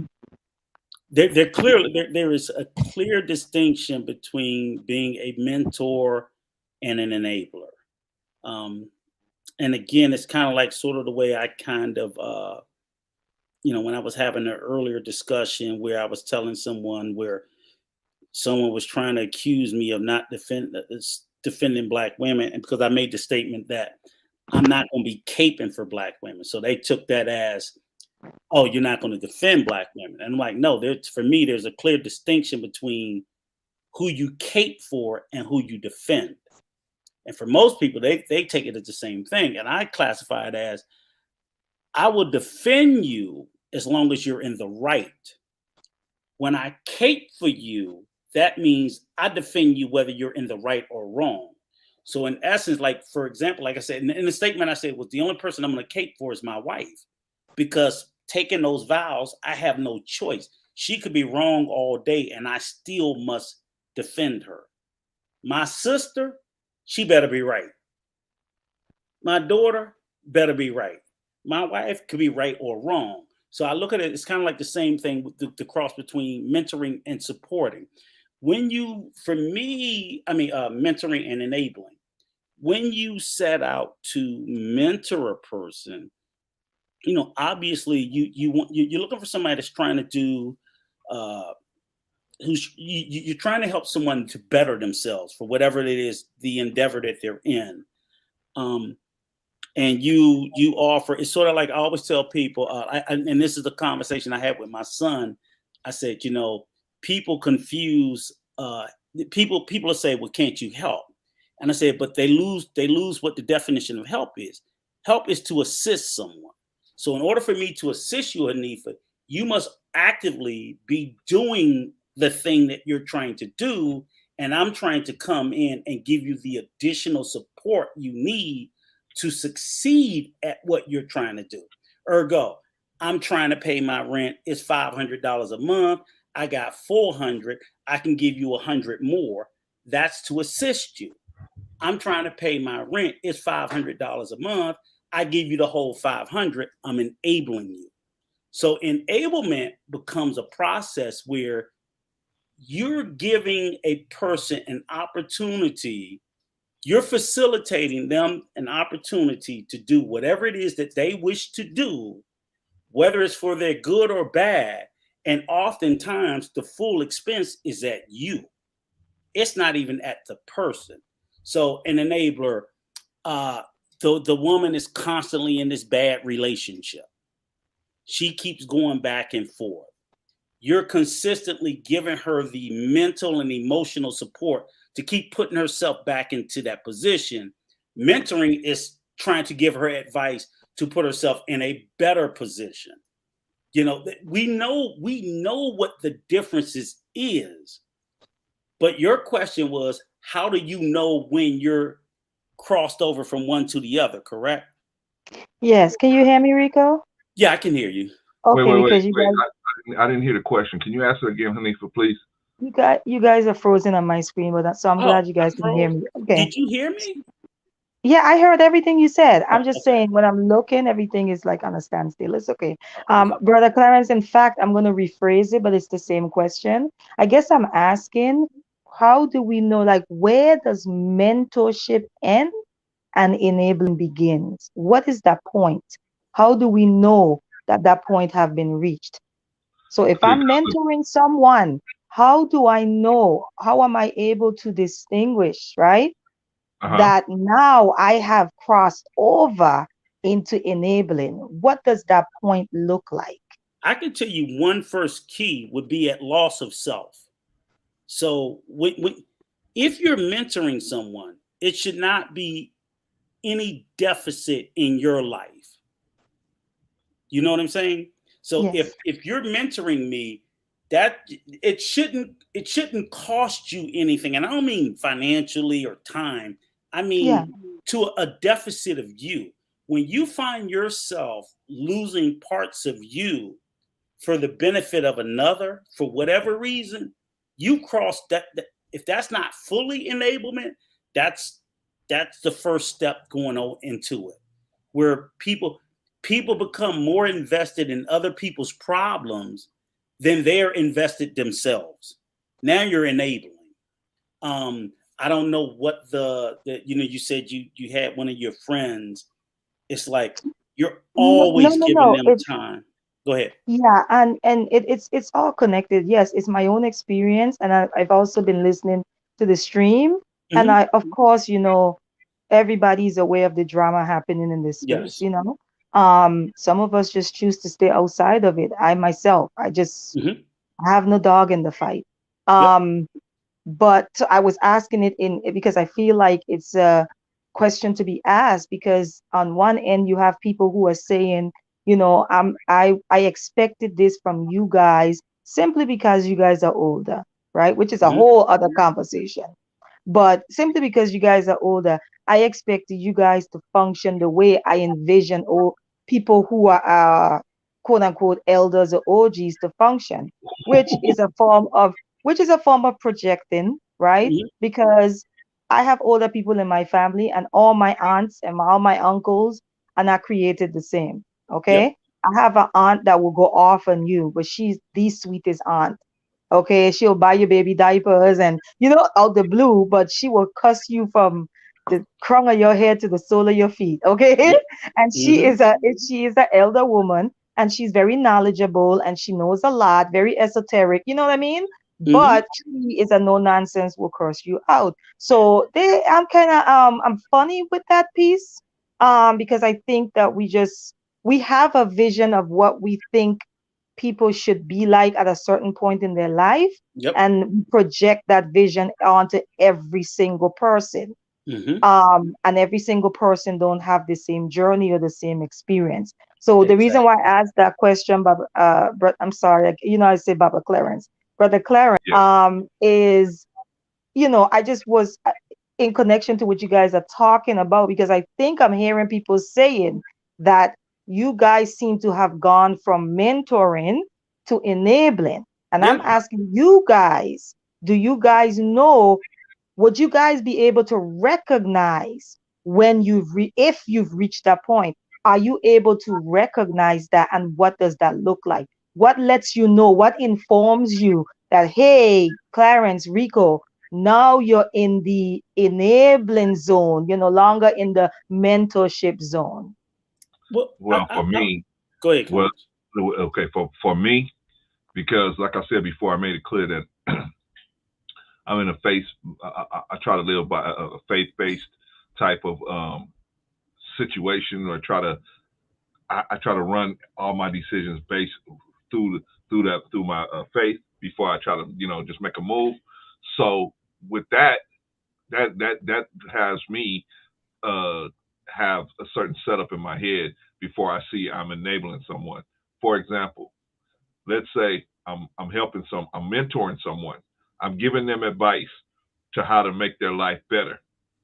And instead of taking my advice, they go do what they want to do. Okay. Now I look at the people that have gave us examples, certain people in the Bible, in the Quran, that gave us examples. They didn't give up on certain people. They didn't give up on them.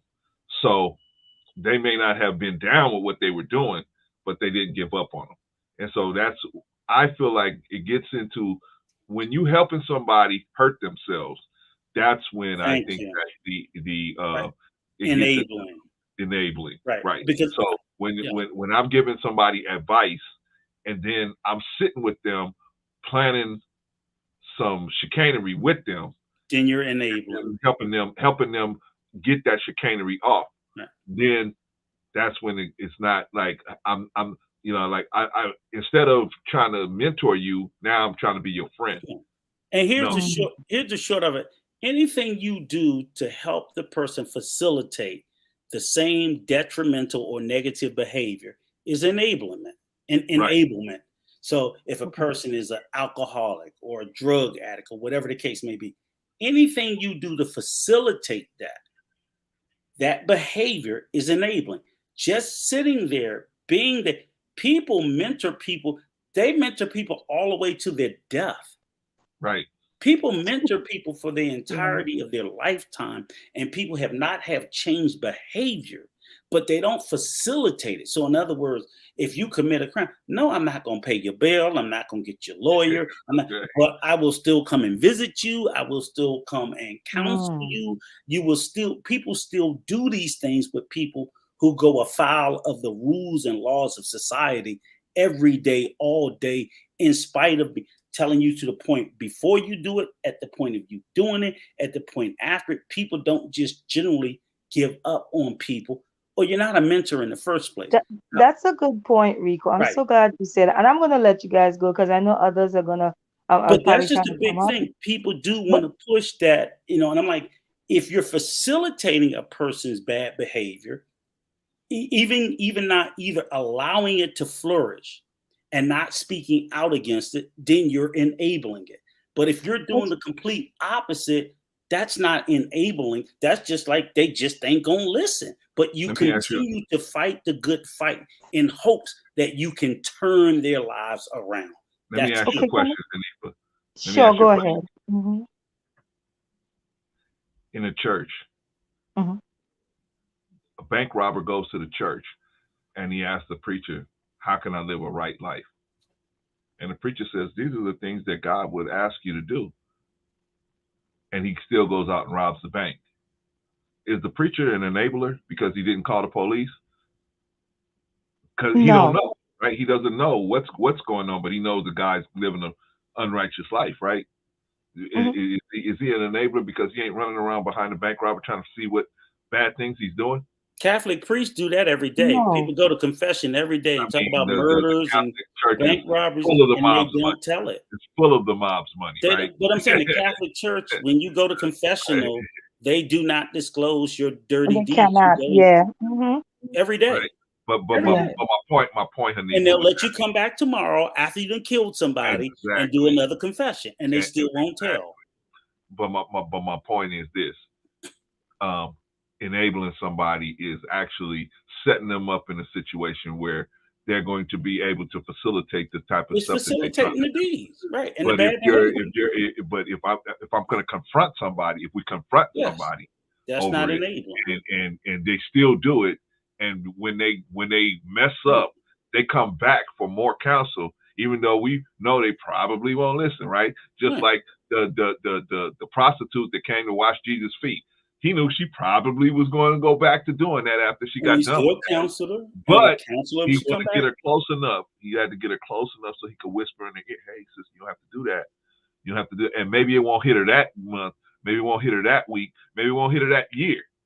But at some point, it'll hit her, right? And that's what we're trying to do. It's not that we expect an abracadabra situation. Bam! I said something. Okay. And bam, I wish I could, but it don't But work. you know what, Rico and Clarence, Rico said something, and it just hit me, like, in this space, because I'm I'm more observant than anything else, and I speak when I feel like it. But let me tell you, what Rico was just talking about is like extended grace, right? He said, I might not pay your bill, but I might put something on your books, or I might come and visit you even. I might write you a letter, right? I think in this space, a lot of people are very biased and selective in who they extend grace to, because there is a lot of degrees of quote unquote sins going on here. Yep. Right. Because I have never done what you did to the extent that you did it, it makes you worse than me. Now, hear this. I may have done something that you also have never done. Yep. Okay. So as far as the nonsense that's going on, here's my thing. And I was on a platform. I started out on Conversations with King. In all of this situation, every single person who is speaking needs to stop and examine themselves. Thank you. And look and see where you were complicit and how you could be a better person going forward. That is it. This thing of, no, but you did this, and then you did that. And then if you didn't do this, I wouldn't have done that. And then it doesn't, listen, there is no growth there. Nothing grows in the space of blame. Nothing grows there. It's a barren space. It's barren there. Nothing grows. Wait, give me 1 minute, Rico. Let me just say this. So from my observation, what I'm seeing is lacking in all of this is personal accountability. And that's why no one is growing forward, because no one wants to take accountability for their own complicitness in anything that went down. Period. If you were in a conversation and a female was being degraded and demoralized, and you sat there and you listened to that, you were complicit. If you participated in dragging somebody's family member and you didn't speak up, and you saw that person doing it, you were complicit. Okay. If you was in alignment at one point with someone that now you are calling a monster, that never hid their green skin from you from the jump, and now all of a sudden you want to act like you were tricked, you were complicit. Thank you. That is a lack of personal accountability. And the reason why you guys see me quiet on all of this thing is because of that. Because all of us are guilty in some capacity. Yes. In some capacity. So the only way for us to progress, to move on, and to grow from this is to say, where could I have done better in this situation, and do better going forward? That's how I see this whole thing. But go ahead, Rico. And let the church say amen. What else is there to say on that? That's what I have been saying from day one. And the only thing I will say is this, because even your departure, along with Sister Maya, was less than amicable. And some of these virtuous people stood by and said, nary a peep. Correct? I would say probably more so my ads than mine. Right. But mine was more so like, there's no way. But guess what? Some of the same people in this kerfuffle stood by and was complicit. No, If not I actively agree. involved. Yeah, no, That's I all I'm agree. saying.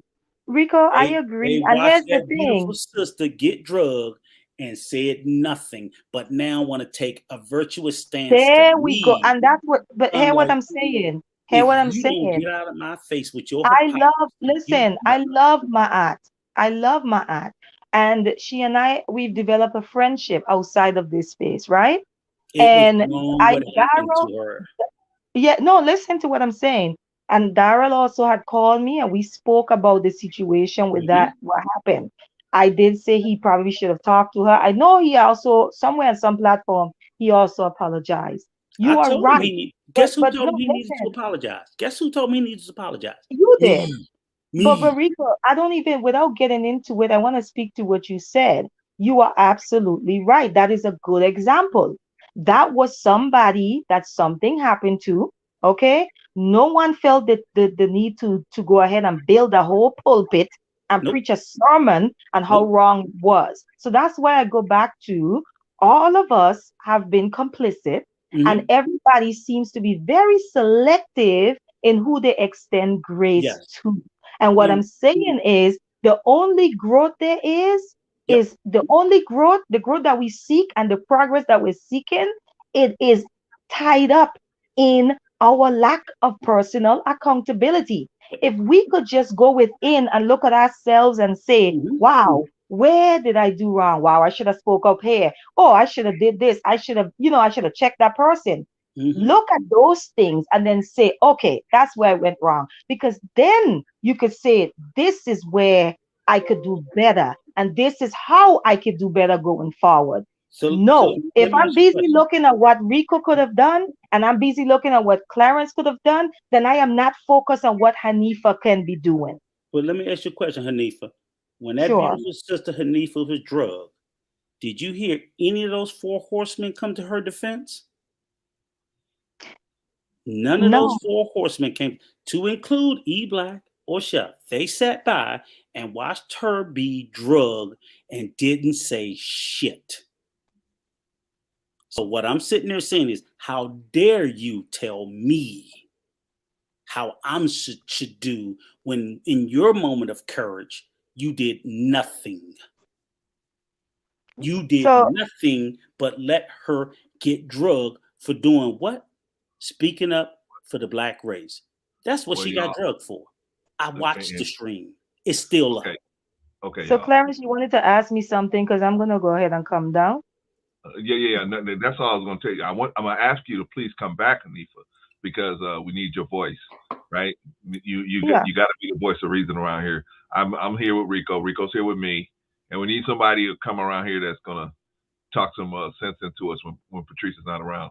So Well, That's please, I just came back in. I just came back on social media, so I just kind of been checking out all of you guys and talking, put you. and I just wanted to come up and just speak my piece on the mentorship, and I'm glad you guys cleared that up. I just wanted to know if you guys would know when you guys crossed over, and clearly you're Yes. saying, no, this is what this is. So I appreciate that, and I appreciate the brief conversation. And like I said, at the end of the day, just everyone just needs to look at where they were complicit in life in general, and okay, what have they learned from it and how they can do better going forward. That's it. That's where your growth is at, and Hey, that's all I really have to say.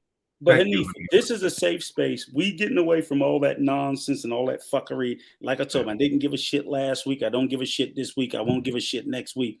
Leave me out of it. So we're in the same space. You're going to see our content going totally, completely different. So I Yeah. got some ideas about some topics I want to talk. It ain't none of that old, I don't do no relationship, gender war, dumb shit, or any of that other stuff. Well, Great. Friday, I return on Friday, Rico, and my Friday show is it's around hypocrisy. No. I'll be on your show, but I'm saying we want you to No, come no. with. I'm letting you guys know I will be talking about hypocrisy on Okay. Friday. You guys should Okay. tune in. It really is a conversation that needs to be had because I think what's happening out here is we are clearly redefining the word hypocrite. and the people who are actually hypocrites are not being called hypocrites, Nope. and the people who just want to change and grow and evolve are being labeled as hypocrites. So I think there's a breakdown that needs to be done, and I will be doing that on Friday. So you guys try to tune in. Do us a favor though. Put your channel in the back chat. We're gonna try to drop it in the stream. Yeah. And definitely. tomorrow I'm gonna go in the chat and do it when I come out because my phone is frozen. Okay. Well, tomorrow we're gonna try to do a stream on it's called Black on Black Crime. Oh, okay. I just make that salacious, but it's not even about any particular person because we're trying to draw some eyeballs. But we're talking about the YouTube space and the brick and mortar space, how Black businesses do the pros and cons of how we conduct business and how we lose customers, subs, and whatever through our behaviors. And we're not talking about any particular thing. We're even talking about content creators, huge ones, and attitudes about you don't like it, don't watch it. I'm like, okay, whatever happened to the customer's always right mentality. And then even in the brick and mortar business, I just think it's a conversation we need to talk about. So if you even look at our last couple of streams, I think they veered away from this nonsense. I don't know why Clarence did this shit tonight anyway. We ain't supposed to be on here tonight. Well, you guys gave me a chance to come up, so it gave me a chance to come and talk to you guys. So I'm not complaining. I gotta sleep on the couch with the damn dog fucking with him. But I'm gonna say good night to you guys and peace. And you guys stay safe, and I'll see you guys. All right. Thank you. You always got a place here, so anytime. Thank you. All right. Well, we got one or two more left. That's we got one more. We got Big Rigs. Okay. Big Rigs. And then we done. We closing it after this. And then we done. All right, the back is closed, y'all. So anybody coming up after Big Rigs, that's it. It's a wrap. All right, brother. Brother Big Rigs. What's happening with you, man? Oh, I'm chilling, man. Y'all hear me? Yes, sir. Yeah, we got you good, man. You sound good. Sound great. You smoking, Big Rigs? I know you smoking. No, I'm not smoking right now. What's wrong with you? What's wrong with you? I'm chilling right now, man. Yeah, I just wanted to come up, man, and just give y'all your props, man. Y'all do your thing, man. Bro, Clarence, you was real disciplined, man, when it came to Daryl coming up, man. You know what I mean? You handled that really well, bro. Like, I don't know if really people be seeing that type of shit, man, but I observe a lot of shit, man, and just how people move, man, and rock. And I appreciate you for that, man, not coming out of, what I'm saying, your frame or anything. Big Rig. Now you see me coming at Daryl, right? And you see Daryl coming at me. Yeah. But that's a family thing. You know what I'm saying? Like I wouldn't sit here and let somebody run at him like that here. But I'll do it, and he'll do it to me, right? And then we'll get some later. So, but I appreciate that, man. And behind the scenes, they be 10 times worse. Yeah, man. Yeah, but it's just I'm kind of big. I'm kind of big on just having a conversation. You feel me? And just just being in a public forum and everything, and just to see that. I mean, I know it can be all love or whatnot, but just in general, man. I just want us, period, just to kind of have better conversations and relations with each other, man, when it comes, especially being in the public eye. You feel me? That's all. And shout out to you, man. I see what you be doing over there on JP's page. Shout out to you, man. Yeah. Shout out to you. Shout out to you doing work, man. Lord's work over there. And look, all due, we love Sister JP. I love her to death. Yeah, that's I'm like, shit, let her take Big Rig's head off. Shit, she done took me and yours off enough times. Yeah, let Big Rig get cussed out for a while. Let his ass get cussed out. It's his turn. Yeah, you're doing the Lord's work over there, man. We appreciate you for that. But I still stick my head over there every once in a while. Let me go ahead and get a cussing out, JP. But and then you know what? Rico said, "Come on, let's go over there." And so we get cussed out over there, and then Rico cussed me out. What's going on? What's going on? But the thing is, when it's coming from a genuine place, doesn't bother you. I'm like, hell, people like, wait, I'm like, shit, I grew up, my mama cussing me out. Shit, I thought it was my mama. When JP first cussed me out, I'm like, mama back? Like, shit. What the fuck? But when it comes to this shit going on, man, like, we all seen it, man. You know what I mean? We all seen it from the beginning, y'all. spoke on it from the beginning, and just even what Hanifa said, man, you know, what are you really to do, man? Like, you know what I'm saying? You speak your piece on it, you know what I mean? You do what you can do, but I mean, let's just all the way keep it real, man. You know what I'm saying? Everybody in that situation, man, is wrong because they done did some type of shit. You know what I'm saying? So it's like, how you gonna try to build up an army? You know what I'm saying? To even try to take sides when it's like, come on, man. Bro, So I mean, I respect y'all for being there and keeping it G enough to not take any sides. You there doing what you supposed to do, and you ain't taking no sides, bro. Like that's adult. You know what I'm saying? Like that's a big thing right there in itself.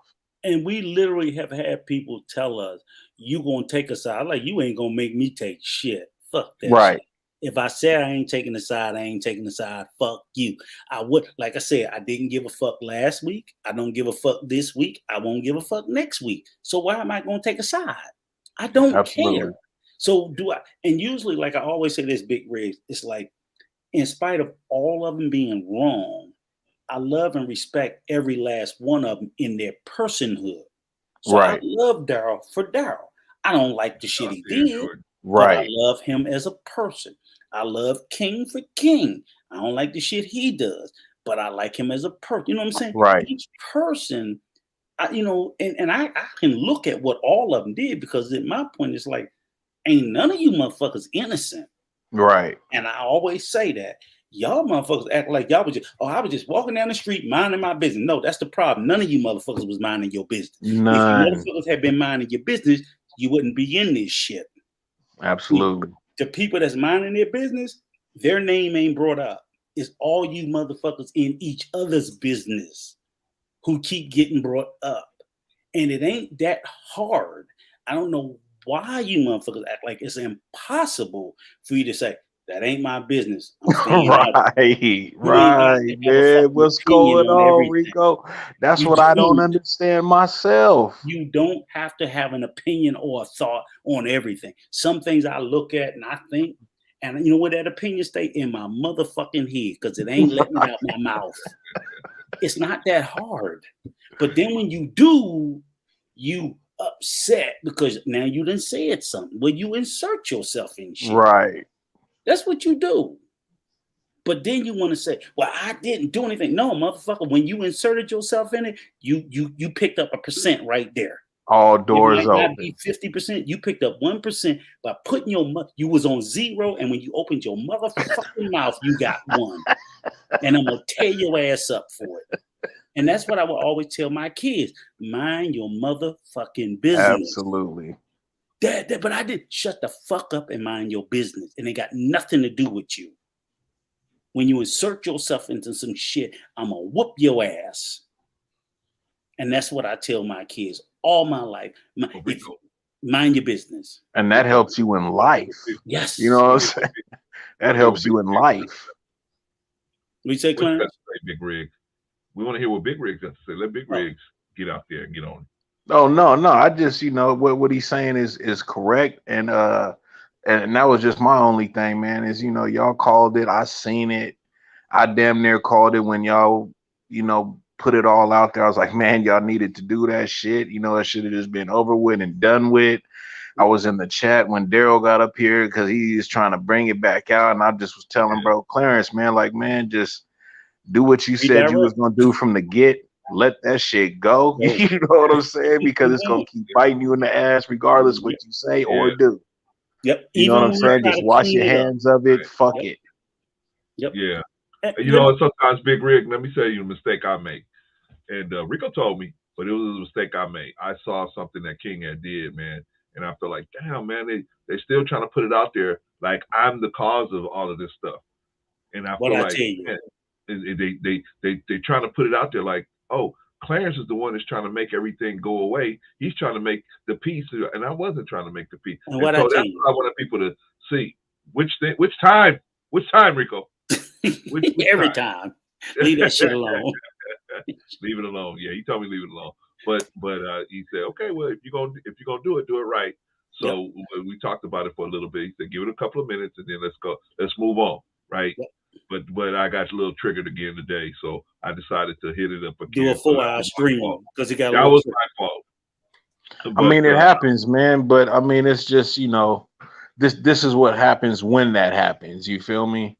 Okay. And then it's like, damn, you know, I opened up another door. Clarence, we ain't talking about this shit no fucking more. I mean, absolutely. I'm done. I don't care if they come out with 50 videos. I'm not breathing no more oxygen into it. Look, Clarence, they can put me and you on that fucking pole, Mr. Real Estate Dude. I don't give a fuck. I don't care. Don't care. Put my face on the pole. There's nothing. There's not a fucking meme that they can make. I don't want to talk about any of that here. I'm telling you, there's not a meme they can make that's going to move me to discuss this shit again. I'm off top, man. And let me address one thing.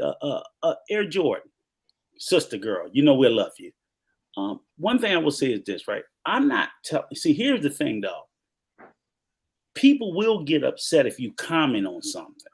So what I'm saying is you're well within your right to comment on it. But no, at that point,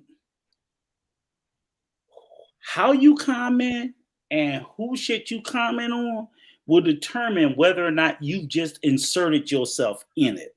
That's how they roll. So I comment on shit, but I know if I comment on it, it's a good possibility that they're going to pull my ass into it. Strong because possibility. People have already said, people have come out and said, if you on a panel keying, you could be on a panel laughing. Yeah. Somehow that infers you support it. If you make a comment, anything, that's how crazy this shit is. So I'm not going to tell people that they can't. You can do it. But what I will say is be built for the fact that these motherfuckers don't think with sense. They ain't got sense like normal people. When you get in this YouTube space, these motherfuckers is crazy. They will put all kinds of standards on you that make no sense. So you can kiki. If they don't put on themselves. They don't put the standards on themselves. You can kiki, you can comment, and all of a sudden, you dead in the middle of it in their mind. So if that's what you want to do, again, I'm not going to tell you not to do it. I'll still do it. But I know I can expect for them to you got to guard your neck after you do it. That's all you just got to know. You know what it comes with. That's all I'm saying. That's all I'm saying. But you're absolutely right. People will get upset. Matter of fact, watch your favorite friend who you love on the block who be on people's ass about commenting. Just saying. Just saying. She done came out and said it. She be watching what you comment and you're laughing on the panel and she'll drag your ass for it if it's not favorable to them. That's all I'm saying. All right, man. Well, I think we made our point, gentlemen. Would you say that? Would you guys agree? We made our point. I agree, man. We get drugged tomorrow. Yeah, we don't know what tomorrow brings, man. I hope the best for y'all. It don't matter. It don't matter. We gonna get drugged. You wake up in the morning, check YouTube. God damn. Right. Trouble again. Yeah, man. It's crazy. It's gonna get us. I have another car video about us or something, man. No, we're gonna be on the pole tomorrow. All right, Big Riggs, man. You got any final words, man? Because we're gonna get on. Yeah, man. My final words is, man, I appreciate y'all, man. Keep doing what you're doing, man. You too, brother. And shout out to everybody in the chat. You know what I'm saying? And I just hope everybody has a great night, you know what I'm saying, and have a great morning, you know, tomorrow. You feel me? And repeat. You know what I'm saying? Yes, sir. Yes, sir. Yes, sir. Appreciate you, man. All right, y'all. I'm gonna pull you down, brother. All right, Rico. That came from that man's heart, man. What? You know, he was wishing everybody a good evening and a good tomorrow, and repeat. Yes. I like that. I like that. It was. When was the last time you was on the mothership? Somebody was asked to, somebody was like, okay, brother, now we got to move on to this person. And they said, I hope everybody has a good night. I hope everybody has what other stream do you see them doing that on? You said when was the last? No, Clarence. When was the last time? When was the first time you seen it on the mothership? It ain't never happened because they don't roll like it. But remember now, we got to be careful over here.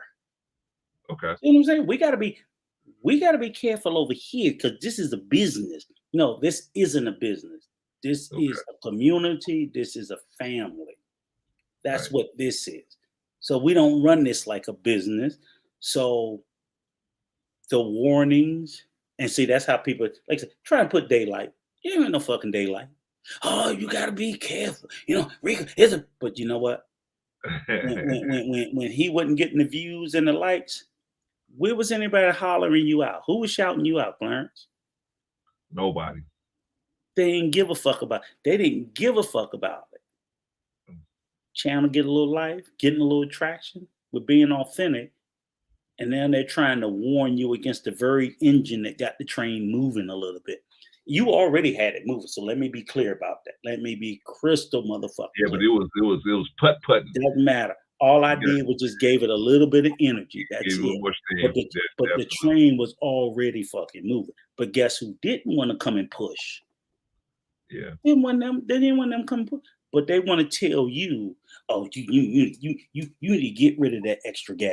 So what the fuck that's going to do to the train? It's going to slow the train down, right? Rico, I got to get rid of you, Rico. Rico, Yeah. you're bringing the channel down, Rico. Yeah. I got. Yeah. That's the same guy who told you, right? And if I'm not mistaken, I think your views are matching or exceeding his, ain't it? The same motherfucker told you. I don't know for sure, man. I don't know for same sure. Motherfucker told you. I bring the channel down, Rico. Rico, you bring the channel down. Rico. Because he made you. Really? I thought that was pretty funny. I go, wait a minute. Hey, the numbers are double since this man came in. it literally makes no sense. The logic. And even tonight, you know, I'm like, I ain't mad at the brother or nothing like that, but I think that's disingenuous. And I think that's like kind of crazy. It's like, okay, so he's the type of brother, it's going to take him a long time to realize, wow, I was really out of pocket there. Yeah. But I even look at that situation like, why is that even an issue? What the fuck am I saying that's so detrimental to the channel? And when you ask him, it's a business. He's got people to answer to. You know, so he's going to have to answer for his showing up here. Yeah. He's going to have to answer for this. So he's got to say some things to kind of balance out the fact that he apologized and stuff. So because here's the whole point is, it's like, I can appreciate what you're saying, but that's the corporate line. This isn't corporate. This is community. So what works in corporate doesn't work in community. What works in community doesn't work in corporate. See, corporate is top down. Community is bottom up. That's the way it works. Community organizations, we do bottom up. Corporate is top down. So you can't, please don't bring your corporate philosophy over here because we don't follow that philosophy. The philosophy here is bottom up. Maybe that's why we're smaller. That's fine. We okay with that. Because again, I'm actually accountable to the subs here. You guys aren't. You're accountable to whoever you get your sponsors, this, that, whatever. You don't hear anybody over here talking about being monetized. You don't hear anybody over here talking about getting the bag. You don't hear, because that's not what we hear. What drew me here in the first place was the absence of that bullshit. Yeah. If I heard Clarence over here talking all that fuckboy shit, I wouldn't be here. Because I don't want to be a part of it. Here comes the Patreon. Here comes the Patreon. Here comes the Patreon. I don't want to be a part of that. That's not what I want to be a part of. So again, I'll go find me another little 50 subs, and that's what I'm gonna rock out with because I'm not interested in that. I'll tell you. Rico. Yes, sir. Do you know that the lead attorney closed his Patreon? Did he? Yeah, he moved it to some other site. He moved to some other platform. Yeah. Mm-hmm. Stuff is happening out here, bro. Stuff is happening. And let me shout out a channel that I think everybody, if you watched it, if you follow this content creator, you'll see where my mindset thinks. It's a young brother called, and believe it or not, actually, I tapped in with this guy from Mr. Real Estate Channel. Not, it's just somebody was over there. Black Light Revelations. Okay. This guy is a great content creator. All his shit is about politics, That's just right. off. It's local. Yeah. Yeah, it's like his stuff is just out of this world stuff, content creator. So again, none of this fuckery. Content about Rico? Politics, just he talked about local politics, state politics, national politics, and it's not all political. It's even like everyday stuff, but it's just not loaded with the fuckery. It's real stuff that matters that we should be talking about. Hey man, your sister just dropped in. Yeah. You want to go ahead and tell her? I would tell her, but okay, somebody's looking for you, OG Patrice. Tell her hit the link and stay in the back channel for a minute. Oh, okay. All right. Drop the link. Tell her hit the link. Okay, this link is just for Patrice because we're about to shut it down. But Patrice, can you come up and just stay back in the back? I'll keep you back, and we'll talk to you just for a hot second, and we'll let you go. Yeah, because we know you got things to do. If you got a minute, Patrice. All right. But other than that, great stream, sir. Like always, see you mañana. I got to get on the couch with the dog now because the missus ain't gonna let me in the bed. Fucking around with you and your Busterism. Got me sleeping with the dog. I saw your wife, man. She had steam coming out here. I was like, nope, you ain't gonna blame me. I go upstairs, try to slide in that bed. I might get stabbed tonight. Nah, Rico, you know what to do. Get your motherfucking ass downstairs on the couch. For the Himalayas. You know how to grease the wheels. All right. Drop me down. I'm gonna bring you down, brother. All right. Holy smokes.